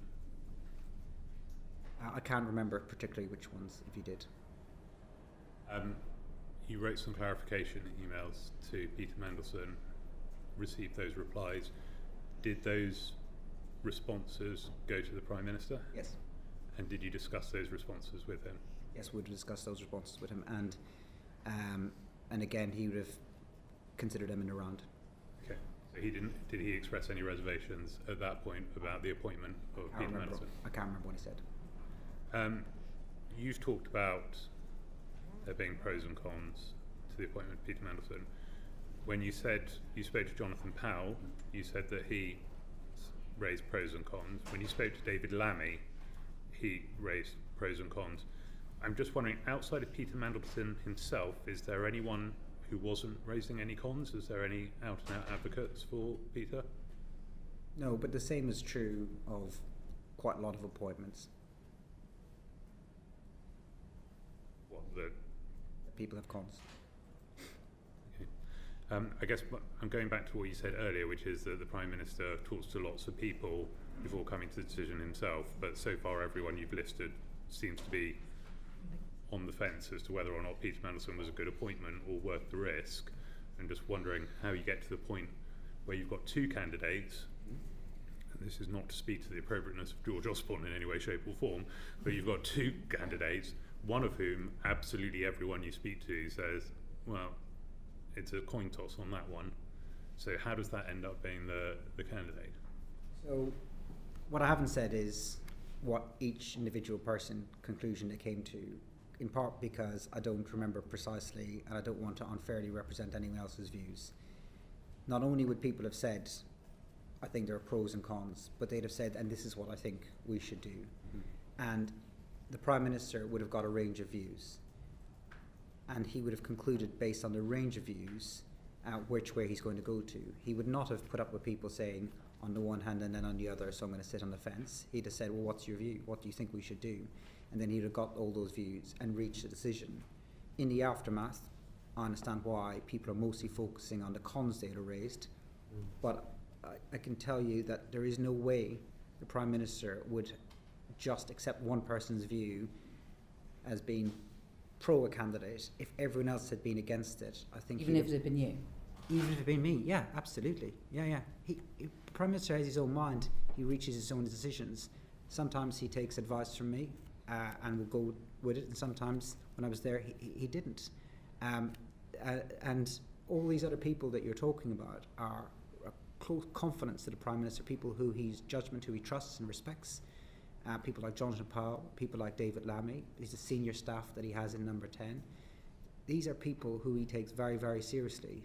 And sometimes as an advisor, you make advice and the Prime Minister goes with you. And that's what happened this time, and I'm taking responsibility for that advice. There was other times where I'd say, I think we should go in this direction. And the Prime Minister would say, no, I've got a different view, I've got a different candidate, or I don't like your candidate, and he goes in a different direction. In a situation where I want to go in one direction and senior cabinet members want to go in another direction, he's more likely to weight it with those cabinet members. So it depends on each individual situation. But Keir Starmer is not somebody who just takes one person's view before going with it. He is a considerate Prime Minister. He takes on views. He respects the views of people like the current Deputy Prime Minister, the current National Security Advisor, and his senior staff. And he would have taken those views very, very seriously. Yeah, thanks, Chair. Richard. Thank you, Chair, and thank you, Mr. McSweeney, for coming before the committee today. I'd like to ask a few questions about communication between Number 10 and the Foreign Office. It was rumoured last summer, last autumn, that the communication between yourself and Sir Oliver Robbins was assertive, emphatic, sweary even, and you've denied that. How did you communicate to the FCDO the desire from Number 10 to speed up the approval of Mandelson's developed vetting?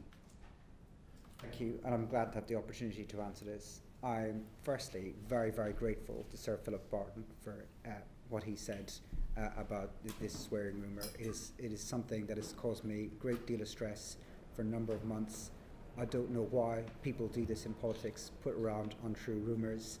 They phone lots of journalists. Those journalists then phone lots of politicians. That's how rumours get around. It is very, very corrosive. It's damaging for people's reputation, and a lot of people in Number 10 get that, and I think it's unfair for staff who can't speak for themselves. I'm grateful as well to the journalists, the vast majority of whom never covered that story because it wasn't true, and I'm so glad that Sir Philip Barton said today that I did not phone him, that he has no recollection of me swearing at him, and I have no recollection of swearing at him either. I denied it when I was repeatedly asked about it by journalists. Most journalists did not touch the story and showed a lot of integrity on that, and I think it's one of the most corrosive things that happens in politics. So I'm glad I got the chance to set the record straight. I did not swear at Sir Philip Barton. I did not swear at Sir Oliver Robbins either. And in his testimony, he said that I didn't call him, I didn't text him, I didn't email him. So I was not talking to Sir Oliver Robbins about this issue. And I have to say that because of what's happened, we're rightly all focusing on precisely what happened with this appointment. But I can tell you, in January 2025, this wasn't one of my most important issues. There was far more serious issues affecting the government and the country in January 2025 than the start date of an ambassador. That wasn't my priority at all. That wasn't the issue that kept me awake at night. And if I was talking to officials at all generally at that level, it wouldn't have been about this issue. What happens, I think it's important that we unpack this idea of pressure, because there's been a lot of conversation about it. There is pressure in government every day, and most of that pressure comes from within inside you. Every civil servant, minister and SPAD I worked with woke up every morning feeling pressure to make the country better, wanting to move faster. The challenges the country face are great. That's where the pressure comes from, and rightly so. And Number 10's job in all of this is to make sure that the Prime Minister's decisions are acted quickly. But there is a real difference between asking people to act at pace and asking people to lower standards. And we never did that. We never asked people to skip steps at any part of the process. I didn't speak to, I don't think I spoke to Ollie Robbins about the appointment or the start date. I think I had a conversation, at least one, maybe two, with Philip Barton, but it was on a wider Zoom call. As he said, it wasn't on a phone call, but it was all about, can we do this at pace, not can we do anything improper. And I mean, accepting the point that your communication wasn't directly with Sir Ollie, we know from Sir Ollie's testimony that there was communication from Number 10 to the Foreign Office, even if it didn't include you both individually. And so who in Number 10 was applying this pressure that Sir Ollie described? So the private office of Number 10 chased the appropriate department every day on decisions that the Prime Minister would have made. There would have been occasions where I'd have asked, where are we with this decision? But as a priority of Number 10 of our daily meetings, the start date of Mandelson was not something that was regularly on the agenda. It would have been sometimes. So what happens is the Prime Minister takes a decision, and then the private office will chase another private office. If it's a political issue, if there's a political barrier, then SPADs will chase SPADs, or occasionally it might elevate to talking to ministers about what's going on in the department. But in this case, the Number 10 private office would have chased the Foreign Office private office to see when this was happening. But none of the chasing would have been asking to skip steps, and I think that's very important, because we're talking about national security. And every single person that I worked with in Number 10 took national security very, very seriously. Everyone there knew what was at stake with national security and would not have played hard and fast with national security. Just want to repeat back to you a couple of lines from Sir Ollie's testimony to this committee last week. He said, "My strong sense that there was an atmosphere of pressure and a certain dismissiveness about this DV process." And separately, he said, "Throughout January, honestly, my office and the Foreign Secretary's office were under constant pressure." Do you refute that? Like I said, I'd like to unpack the two elements of pressure here. We're under pressure to try and get decisions implemented. Our preference in Number 10 was that Mandelson was in post for the inauguration. And we wanted him in post for the inauguration because there was an opportunity to get to meet the new incoming administration and other key figures in DC. In the event, the Foreign Office were unable to get him in post by then. He didn't start for 3 weeks later. So they couldn't deliver on that timetable, and it wasn't the end of the world for us. It wasn't a big deal. Our preference was 20th of January. I believe he started in the 10th of February, sometime around then, 2 or 3 weeks later. So we didn't get the timetable that we wanted, but we wanted it to be done quickly. But I worry that this conversation that's happening, and it's right that it's happening because people need to understand what's happening, is bringing two things together that are completely separate. Yes, we wanted it done quickly, but at no point at any point in number 10 that I witnessed anyone being dismissive about DV or national security. That pressure around the timeline may have been misinterpreted as pressure for an outcome. So how would you reconcile the pressure that Sir Ollie described last week with the Prime Minister having stated at Prime Minister's questions last week that no pressure existed whatsoever in relation to this case? The Prime Minister was saying there was no question, there was no pressure in relation to vetting. I don't think I ever had a conversation with a senior official about anyone's vetting. As Ian Collard said in his letter, he didn't think it had any impact on the outcome of their vetting. I think there's a world of a difference between saying we want to go quicker and we want to be reckless. There's a world of a difference from saying to a taxi driver, I'm late for a plane, to can you break all the red lights and go speeding. There's a world of a difference between those things. One is proper. We want things done quickly. The people of this country should want, number 10, to say we want things done quickly. The other one is wholly improper.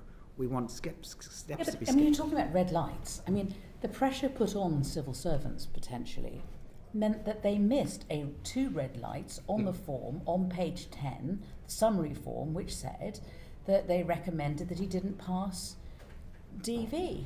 I mean, according to Oliver Robbins, he didn't see it. According to Ian Collard, he didn't see it. So they both of them missed those red lights. And is it not because of pressure being put on them?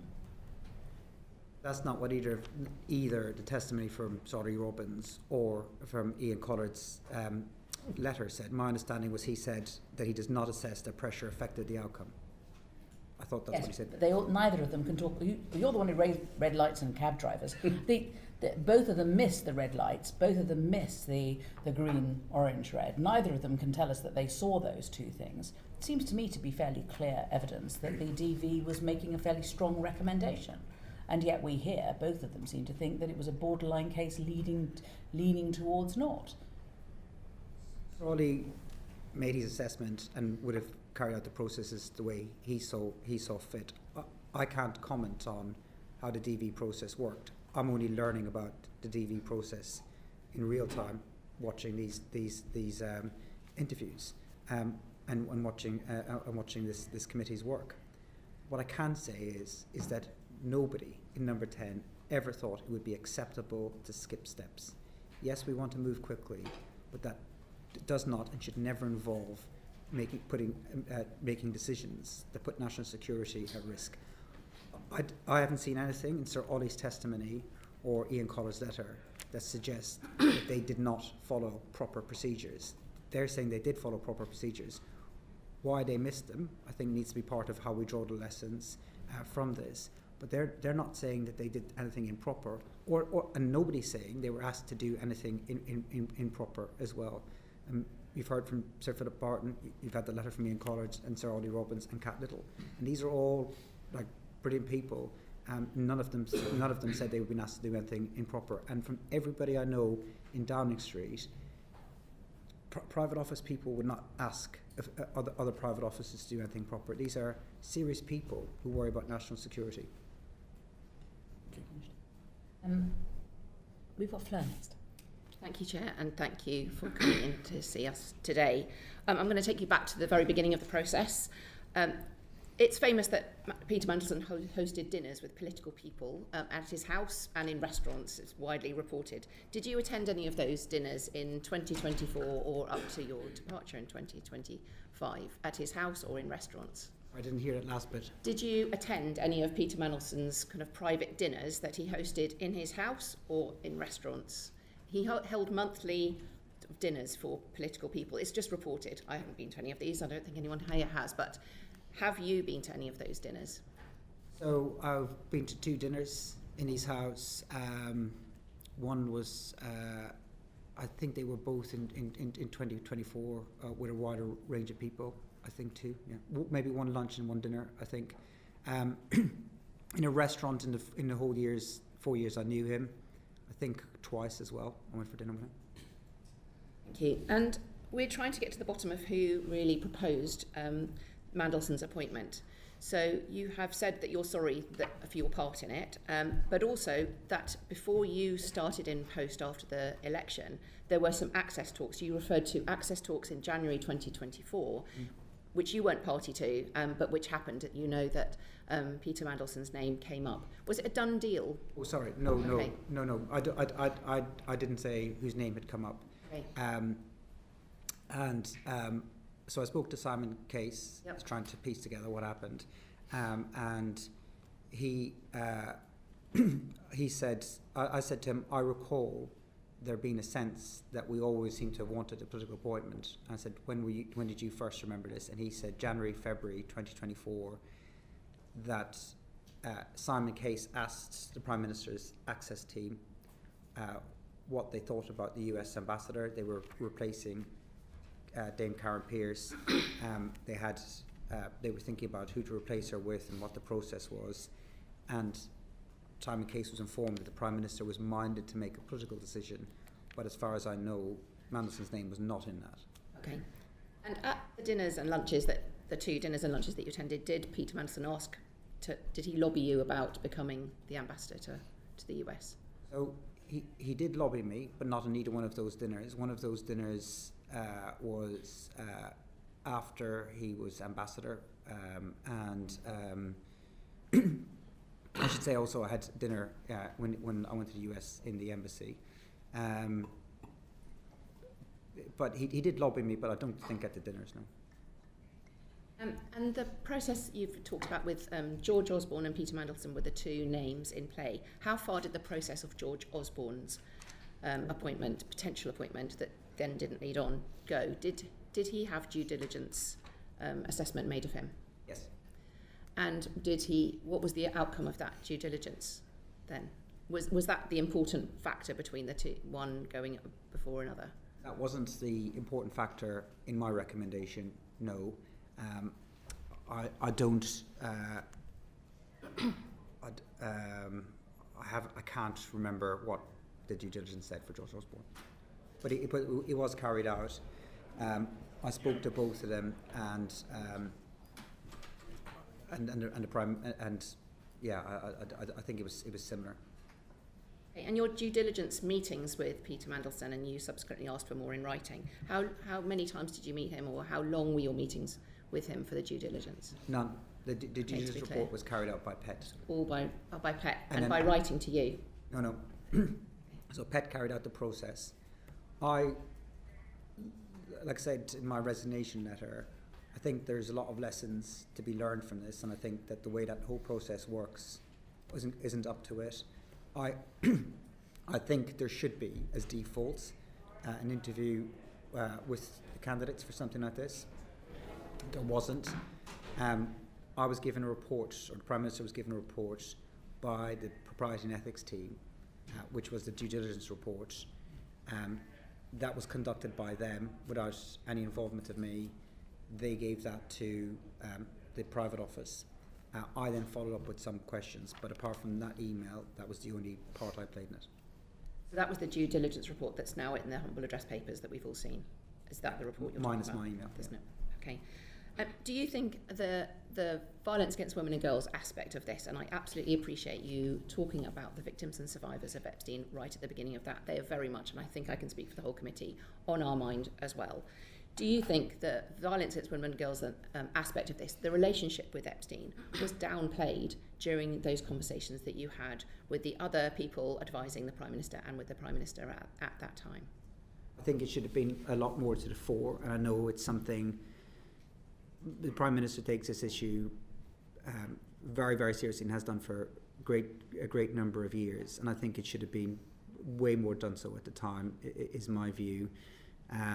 But my understanding of the nature of the relationship that Mandelson had at that time, not what I now know, was that he wasn't somebody who had defended Epstein. He wasn't somebody. He was very apologetic from having made kept contact with him. He was very regretful for it. But I think it should have been.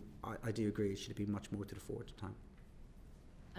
I know you weren't there in the interview. Do you think he was asked enough open questions, or the ability to give the full extent of his relationship? There's no doubt he was. at a lot of stages. I mean, this was somebody who was in the public eye.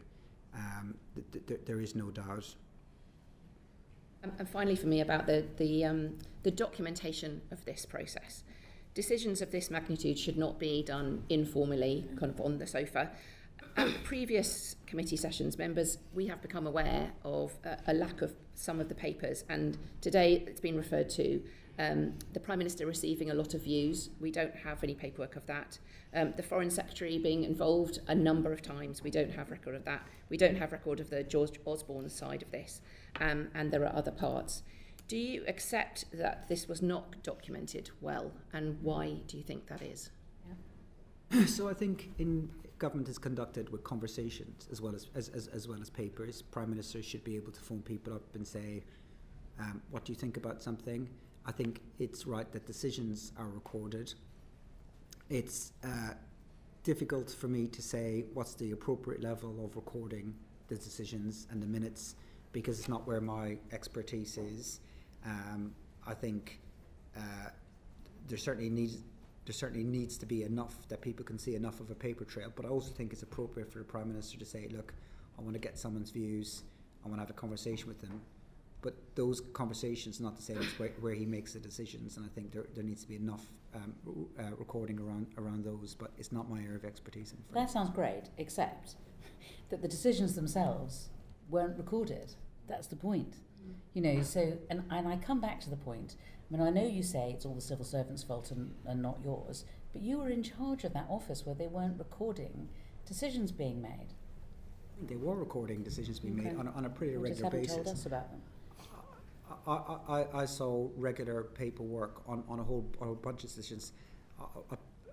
If I've in any way slighted the people I worked with in number 10, please forgive me, because these were the most wonderful people, very serious people. I'm sure they were, but I just want to see I just want to see evidence of decisions being made in relation to Mandelson and how those decisions were made. And we just, we have the humble address, we have all this paperwork coming out, we haven't seen any evidence of how these decisions were made.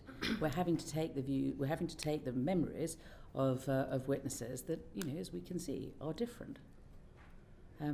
Anyway, I'm sorry, Edward, you have another question. Sorry, Chair. Yeah, I just wanted to return to your original questions at the opening, which is when you're talking about the timeline and that prior to coming into government, in meetings with Simon Case, you're saying that the Prime Minister is already minded to make a political appointment. And according to what you said at that point, no names were being discussed. But why was the Prime Minister already thinking about making a political appointment when, to this particular post, when we didn't know the outcome of the election, there was somebody good currently doing the job and a shortlist process for a diplomatic candidate had already been run? What is the logic to saying that job there I might make a political appointment to? So I don't think I said there was no names being discussed. I don't know what names Simon Case did discuss. That I just don't know, because I wasn't in that conversation. In January 2024 and February 2024, my total focus was on the election, and I was very reluctant to have any conversations with anybody about who would do what job if we won the election, because I didn't like that kind of talk. That's fine. I'm just wondering why already, prior to the election, is that there is going to be a political appointment? He didn't discuss it with me. I wasn't intimately involved in preparation for government work. I didn't have a view. I don't remember even having a view of it at the time. The Australians did something similar with Kevin Rudd. I don't know where the origin of that idea came from. Because to the Chair's point about this looking like it was a railroaded decision, you've already got, prior to the election, the PM identifying that position as somebody who wants to make a political appointment to. You've then got two candidates, and again, not to speak to the suitability of either of them, but one of them is a friend of Jeffrey Epstein. I'm assuming the other one isn't. And everyone you speak to is giving you pros and cons as to is the other one actually a stooge? Is George Osborne just on there as so that you've got a tick box exercise? There are two candidates because you've gone through this entire process, ignoring all of the red flags, with all of the due diligence, with every conversation with every single person, saying, well, it's a difficult decision. There are pros and cons to that one. Are they also saying there's pros and cons to the other one? And does it not just come down to which one is a friend of a paedophile?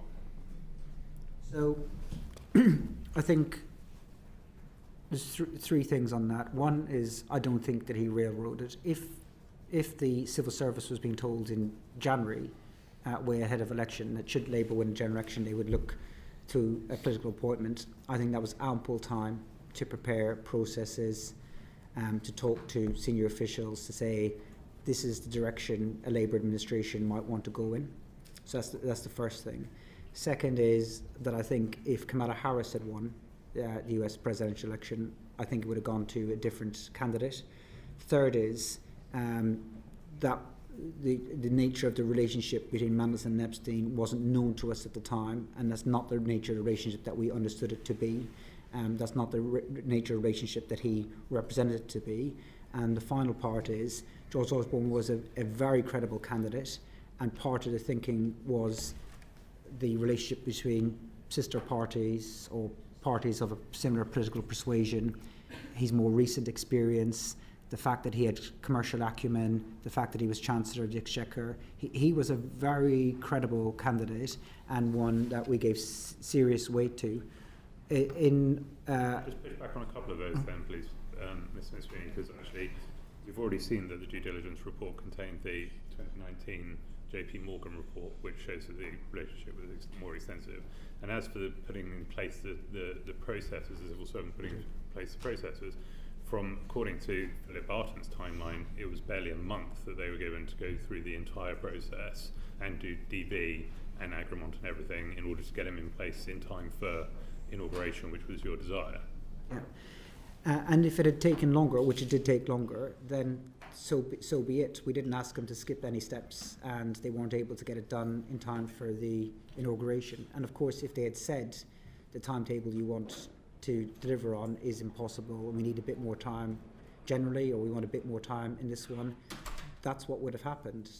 There was nothing stopping the permanent secretary saying that to the foreign secretary, or there was nothing stopping the permanent secretary saying that to the cabinet secretary. We need a bit more time, and a month isn't long enough. As it turned out, they didn't complete the process until several weeks later. I just want to just do an assessment now, where it's 4 minutes to 1. We hoped that we would finish by 1. I think we're unlikely to now because I know that everybody is agitating because they're all thinking actually there are further questions we want to ask. So what I would like to do at this stage is to say we aspire to finish by 20 past. We absolutely must finish by 30:30.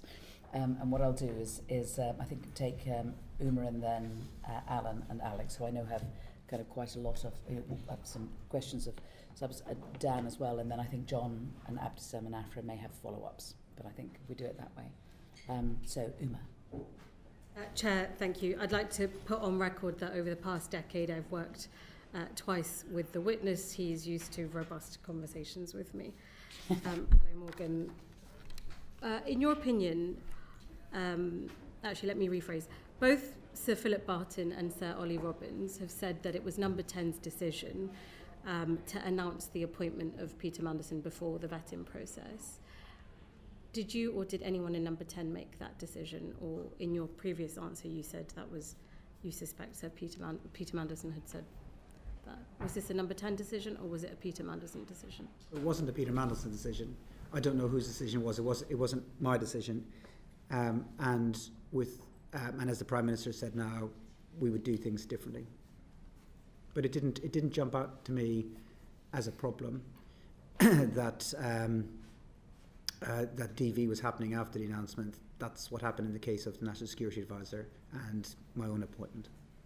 And would you have expected senior civil servants to intervene, to flag any issues, to say, actually, this is not how the process happens, the vetting should happen first? Because Sir Philip Barton said that vetting should happen first.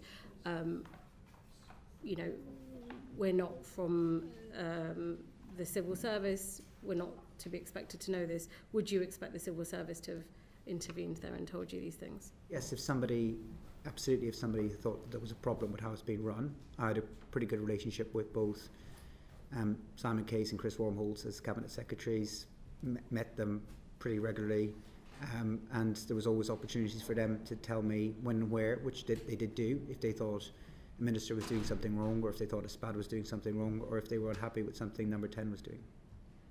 And you said that you made clear to the Prime Minister the pros and cons of this appointment, and that you wouldn't have put Peter Mandelson forward had Kamala Harris won the presidency. Do you think the politics of the day was weighing more heavily rather than the trade deal, or were they both hand in hand? I honestly don't know if I'd have put him forward had Kamala Harris had won. I think he wouldn't have got it. I think there were a broader range of candidates that were available to the Prime Minister, and I think he would have probably have gone on a different direction because of the nature of the relationships that were available to other candidates. For me, the top concern was the trade deal, and his role as EU Commissioner was a big factor in that. But the potential political relationships were also a factor, yes. Was the Prime Minister led to believe that Peter Mandelson's risks, the cons as you've set out, were manageable? Did you have that conversation with him? Did anyone have that conversation with him? Yes, that was part of his conversations always. And in your answer today, you said that you didn't feel that the truth at the time was put forward I thought he was telling the truth. Okay. And so you didn't raise any issues with the Prime Minister, that you had these concerns, you just put these questions to Peter Mandelson, you got the answers, and that was that? I thought they were truthful. Okay. And I asked Kat Little this question. I asked her if the developed vetting would have brought up the information that Bloomberg had in their leaks, really grave issues of Peter Mandelson sharing information about a market-sensitive matters when he was then in government, which is huge and a betrayal of this country. If that had been put to you, would you have ever considered Peter Mandelson? Not at all, no way. And one of the things that subsequently surprised me, I would have assumed that, and maybe they did, but I would have assumed that our Foreign Office would have been in contact with US counterparts to see what information they held on him. But absolutely no way would he have come close to Number 10 or any job in this government had that been known. And it looks like you've been following our evidence sessions closely. You've seen these traffic light boxes, the UKSV red boxes. It turns out every stage of this process had never actually seen the boxes until this was leaked. So it's a bizarre process all round, and one that doesn't seem fit for purpose. Had any of these issues been raised with you by the developed vetting, by the FCDO, by anybody? Had they been put to you as the Prime Minister's Chief of Staff? No, they're completely compartmentalised from SPADs, and as it turns out, more from ministers than I thought it was too. And I think it's quite right that it's compartmentalised for SPADs. I think that there are clearly a lot of things that need to be learned about how all these things will work, but there is no way that anyone in the Foreign Office would have discussed DV, anyone else's DV with me at any point. So I think there's a lot that needs to be learned by this whole process. But and I said, and I felt at the time when all this came out in September, that look, I know what I did wrong. I know the judgment calls that I made that were wrong. I'll live with them for the rest of my life. But as a chief of staff and you're a political advisor, you also relying on the information being presented to you. There's a lot of people in the state whose job is to protect the state, the government, and reputation, and you rely on that information coming from you. You don't have the ability to investigate, to ask more questions, to look deeper and deeper, and clearly it didn't work. It shouldn't be reliant on just one advisor giving bad piece of advice and then the whole thing goes wrong. The state needs to be more robust and stronger in all this. My final question to you, Morgan. Everyone's talked about hindsight. There were lots that were known about Peter Mandelson before this appointment, and I appreciate that you have said that you made judgment call that you've since said is wrong. But there's a very well publicised friendship with one of the world's most notorious sex offenders.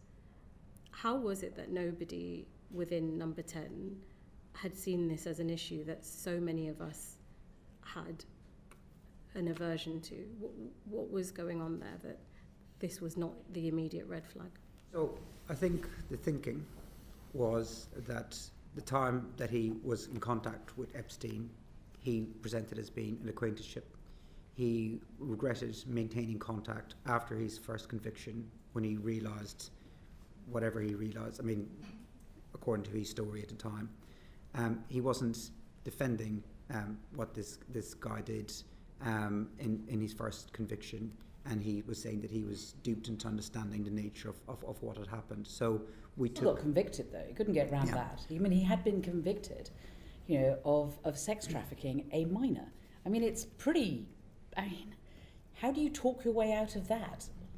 Once a friend has been convicted of that, surely they're no longer a friend, let alone staying in their flat. Yeah, I don't have anyone in my life like that, but he didn't. He did, and you promoted him as being the next ambassador to the United States. He didn't say that he was a friend. He denied that he was a friend. He tried to say he was a passing acquaintance, that he was somebody who didn't really know enough about to ask questions. And the due diligence said otherwise.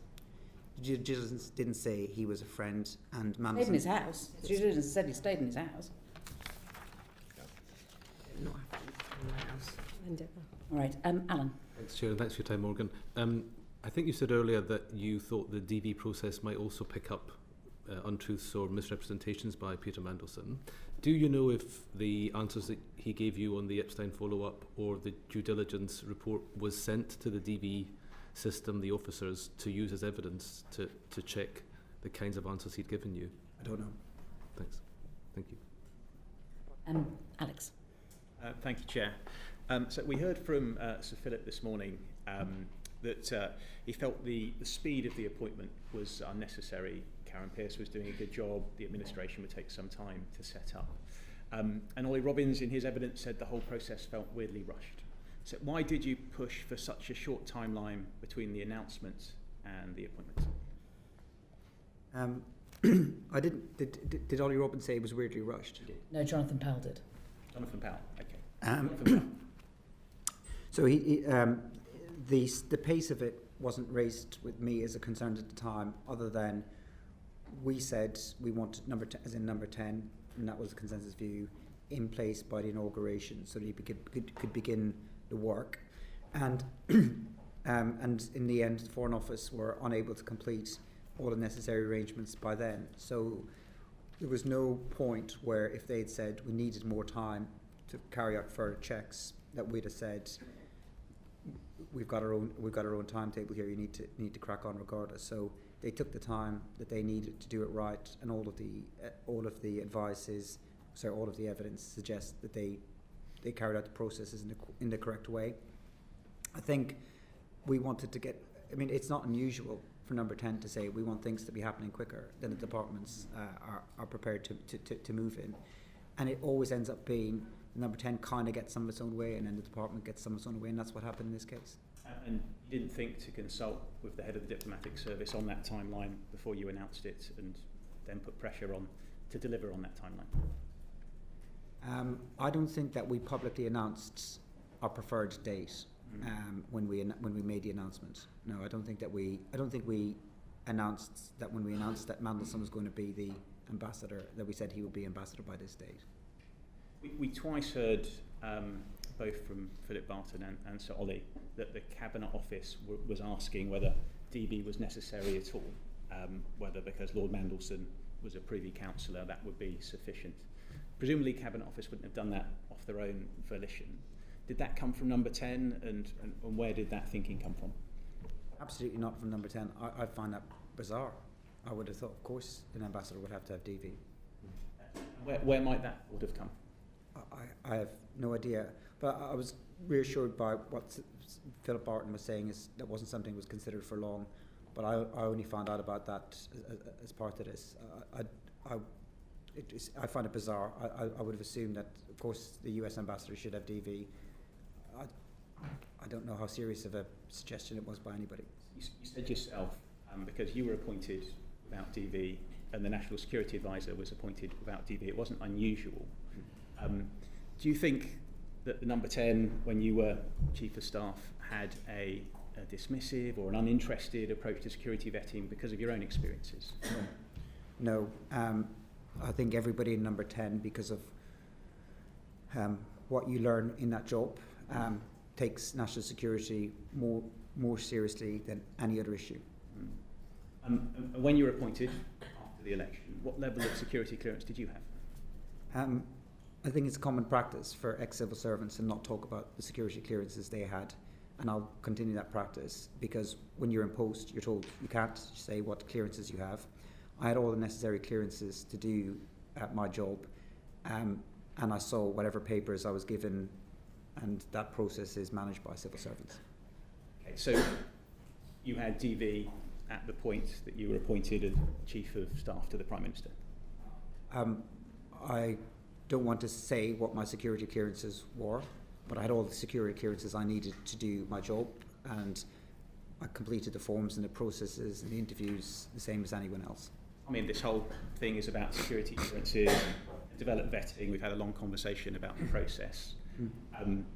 I think if you had developed vetting at that point when you were Chief of Staff to the Prime Minister, you would be able to tell us. And I'm surprised that you're not telling us. Because what I understand from speaking to civil servants is that the practice is that they don't share what security clearances they had. I'll follow that practice, but only to say that I had all the necessary clearances to do my job, to read the papers I read, to attend the meetings that I attended, and that I completed every form and everything that was asked of me in all of those processes. And do you think that attitude, because it's a different process for SPADs than it is for civil servants, and I got DV when I was in the Foreign Office, as I think every other person does, do you think that contributed to you trying to expedite the process and having an uninterested attitude towards Peter Mandelson getting DV? Not at all. I think there would have been no suggestion from anyone in number 10 to skip steps or to take any risks on national security. But at the same time, I wouldn't have asked the Foreign Office about how someone's security clearance are going, because that's not something the Foreign Office would discuss with me. There are photographs taken, though, of people wearing their passes, and they're different colours. So a green one is DV and an orange one is the lower level. And so there's a photograph of you with a green pass, but not when you first took over the job of being Chief of Staff. So when did you apply for your DV, and how long did it take for you to get it? I don't recall.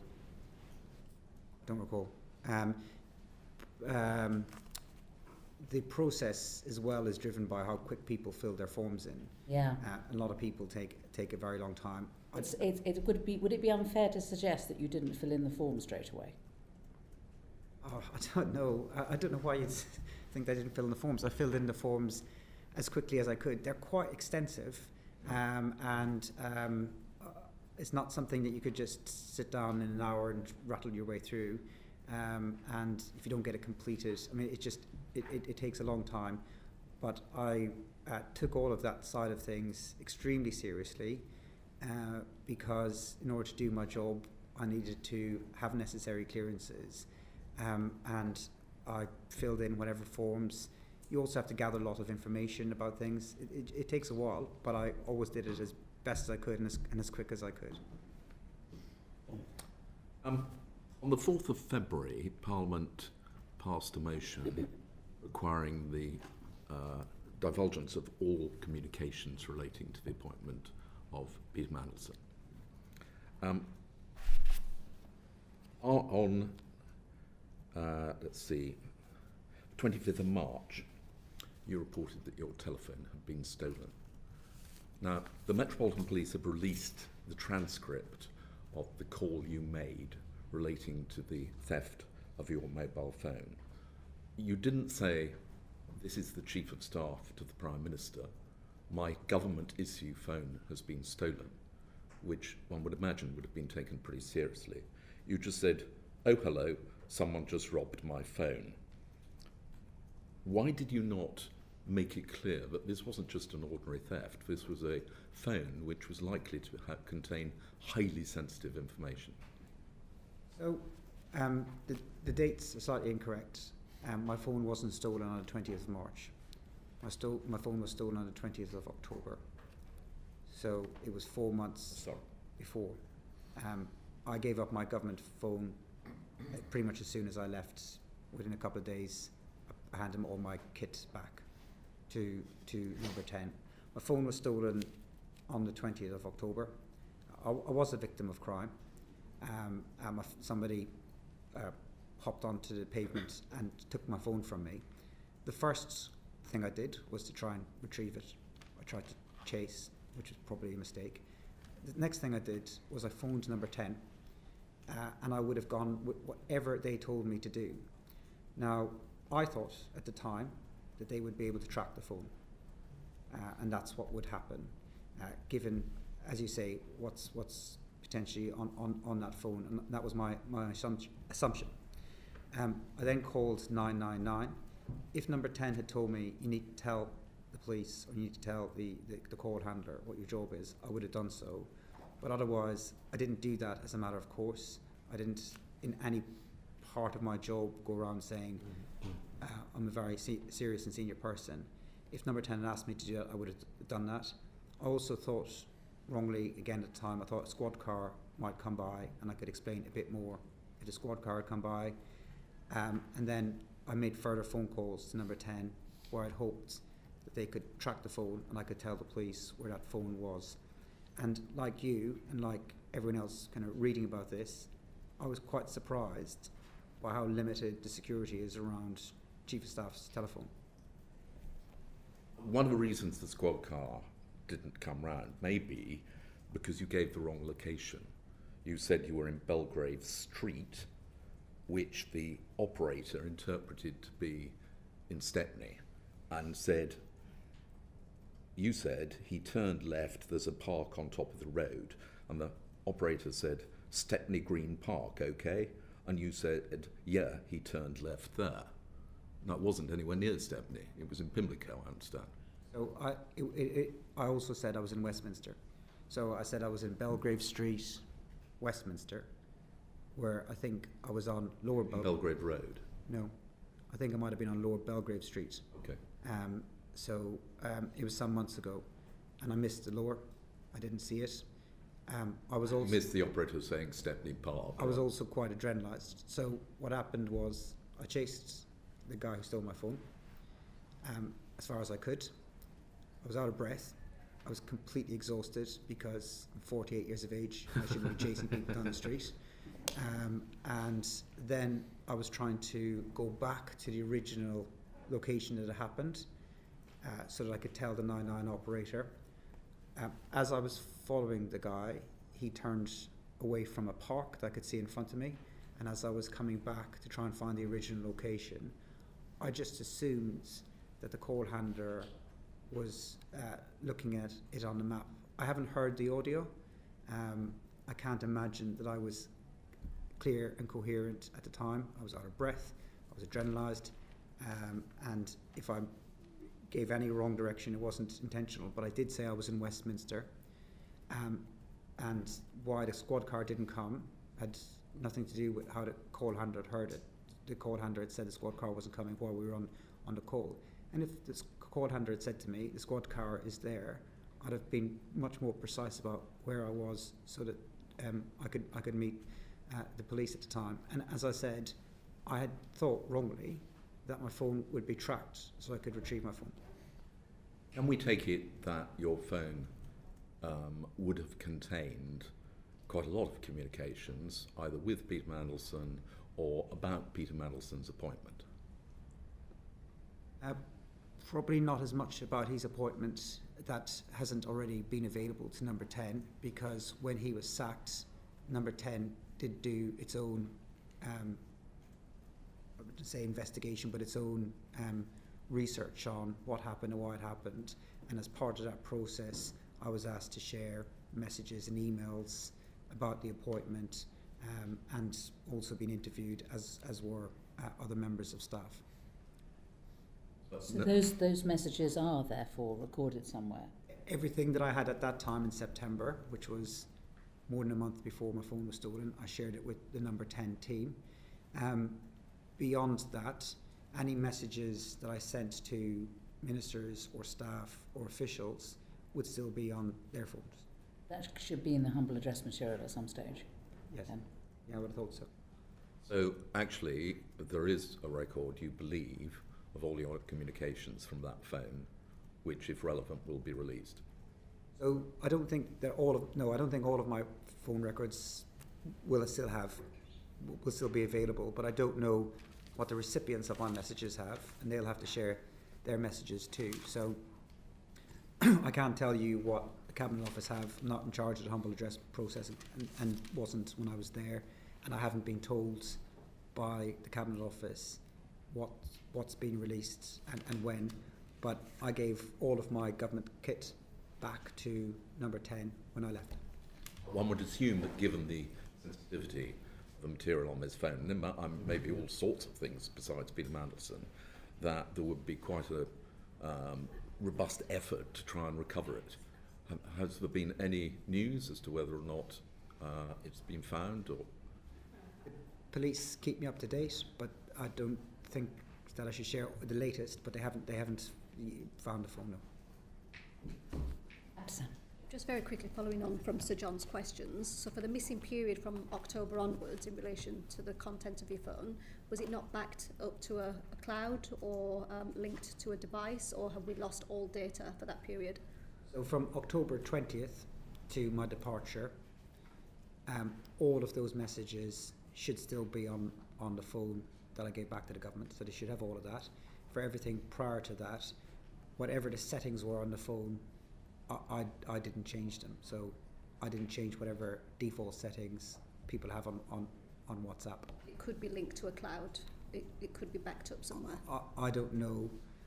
I don't know. My understanding is it's not, that they don't go connect back to the cloud, but whatever the default settings were on my phone, I just kept those. The government phones are pretty restrictive at what you can do as a member of staff with them. When I became Chief of Staff, we couldn't copy and paste on those phones. Thank you. Did you have disappearing messages on your WhatsApp? That's the question. Yes, with some people, yeah. With most people. Yeah, I think I did. Peter Mandelson, did you have disappearing messages? I probably did, yeah. Yeah. And I've got just one other sweep-up question before I go to Afra. You've been asked about dinners with Lord Mandelson. I wondered if you could also tell us. I think there were also monthly dinners at Lord Liddell's, which I believe Peter Mandelson used to attend to. And were you attending those? I attended a couple of dinners with in Rod Liddell's house that Mandelson was at. The reportage of these dinners, I think, were just made it sound like these were something that was happening when we were working in opposition. I read about them in a book. They weren't. We all know what book it is. Yeah, I mean, it's was it not also a part of the history of Labour Together as well? No. So I'll explain a little bit about it if I could, because I think there's a bit of stylisation going on. A lot of that period the book is covering is COVID, so nobody was going around to anyone's house for dinner. Mandelson did not like Labour Together at all. He was not a fan of what I was doing. He was not interested in it. He broadly didn't agree with it. So I think the first conversation I had with him, I think from my best memory, was 2017. And the reason why I had a conversation with him, I was also having a conversation with a lot of former senior Labour grandees, was because there was you will recall, there was a group of Labour MPs who were arguing to split the Labour Party. I did not agree with that. I thought it was a terrible idea. And I was trying to basically make the case and build support to oppose that. I met with Mandelson as part of that. He wasn't particularly interested in what I was doing at Labour Together at all whatsoever. The next time I really started to meet him more was about 2019 at social gatherings, a couple at Roger Little's house, but I didn't really have a one-to-one relationship with him. I don't think he backed Keir Starmer to be leader of the Labour Party. I don't recall him doing so. He certainly didn't. Certainly wasn't working on the campaign, wasn't donating to the party. So if he voted for him, which he might have done, but from what I could tell, so this sort of mythos that's being built, that he is some sort of guiding hand behind me on my strategies or my life, is not the case. I started to try to engage with him for advice in about late 2020, early 2021, I can't remember when I was thinking about how do we win the next general election. I also did so with characters like Margaret McDonough or Spencer Livermore or people who had run campaigns before, because I wanted to know what a winning campaign would look like, and he had been part of one in 1997, and that's why I engaged with him then. But there was no closeness of a relationship prior to then whatsoever. Thank you. Civil servants, including those in ambassadorial roles, can be eligible for a severance payment when their employment's terminated. Were you aware that Peter Mandelson would receive a severance payment on leaving his role? No.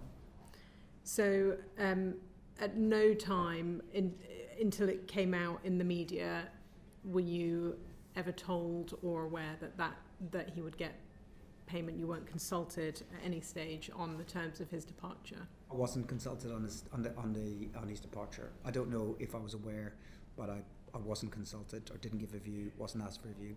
Okay. And were you aware whether others in number 10 were considering whether making a severance payment would reduce the likelihood of Lord Mandelson potentially becoming a public critic of the government? I don't know. His contract is with the Foreign Office. Okay. So you don't recognise the kind of reports that there may have been emails that said that if they paid him off, it would limit his reputational risk? Just what I read. I wasn't in those conversations, so I don't know much about it, I'm afraid. But do you believe those conversations may have taken place? I don't know. Okay. Not with me. And I think you just got... Just for the record, I attended a dinner at Roger Little's with Peter Mandelson, I believe after he was appointed ambassador. And was Morgan McSweeney there? That's the last question. Thank you very much. Thank you for your time. I'm sorry we've taken so long. If we could, everyone could remain seated for the moment. Order.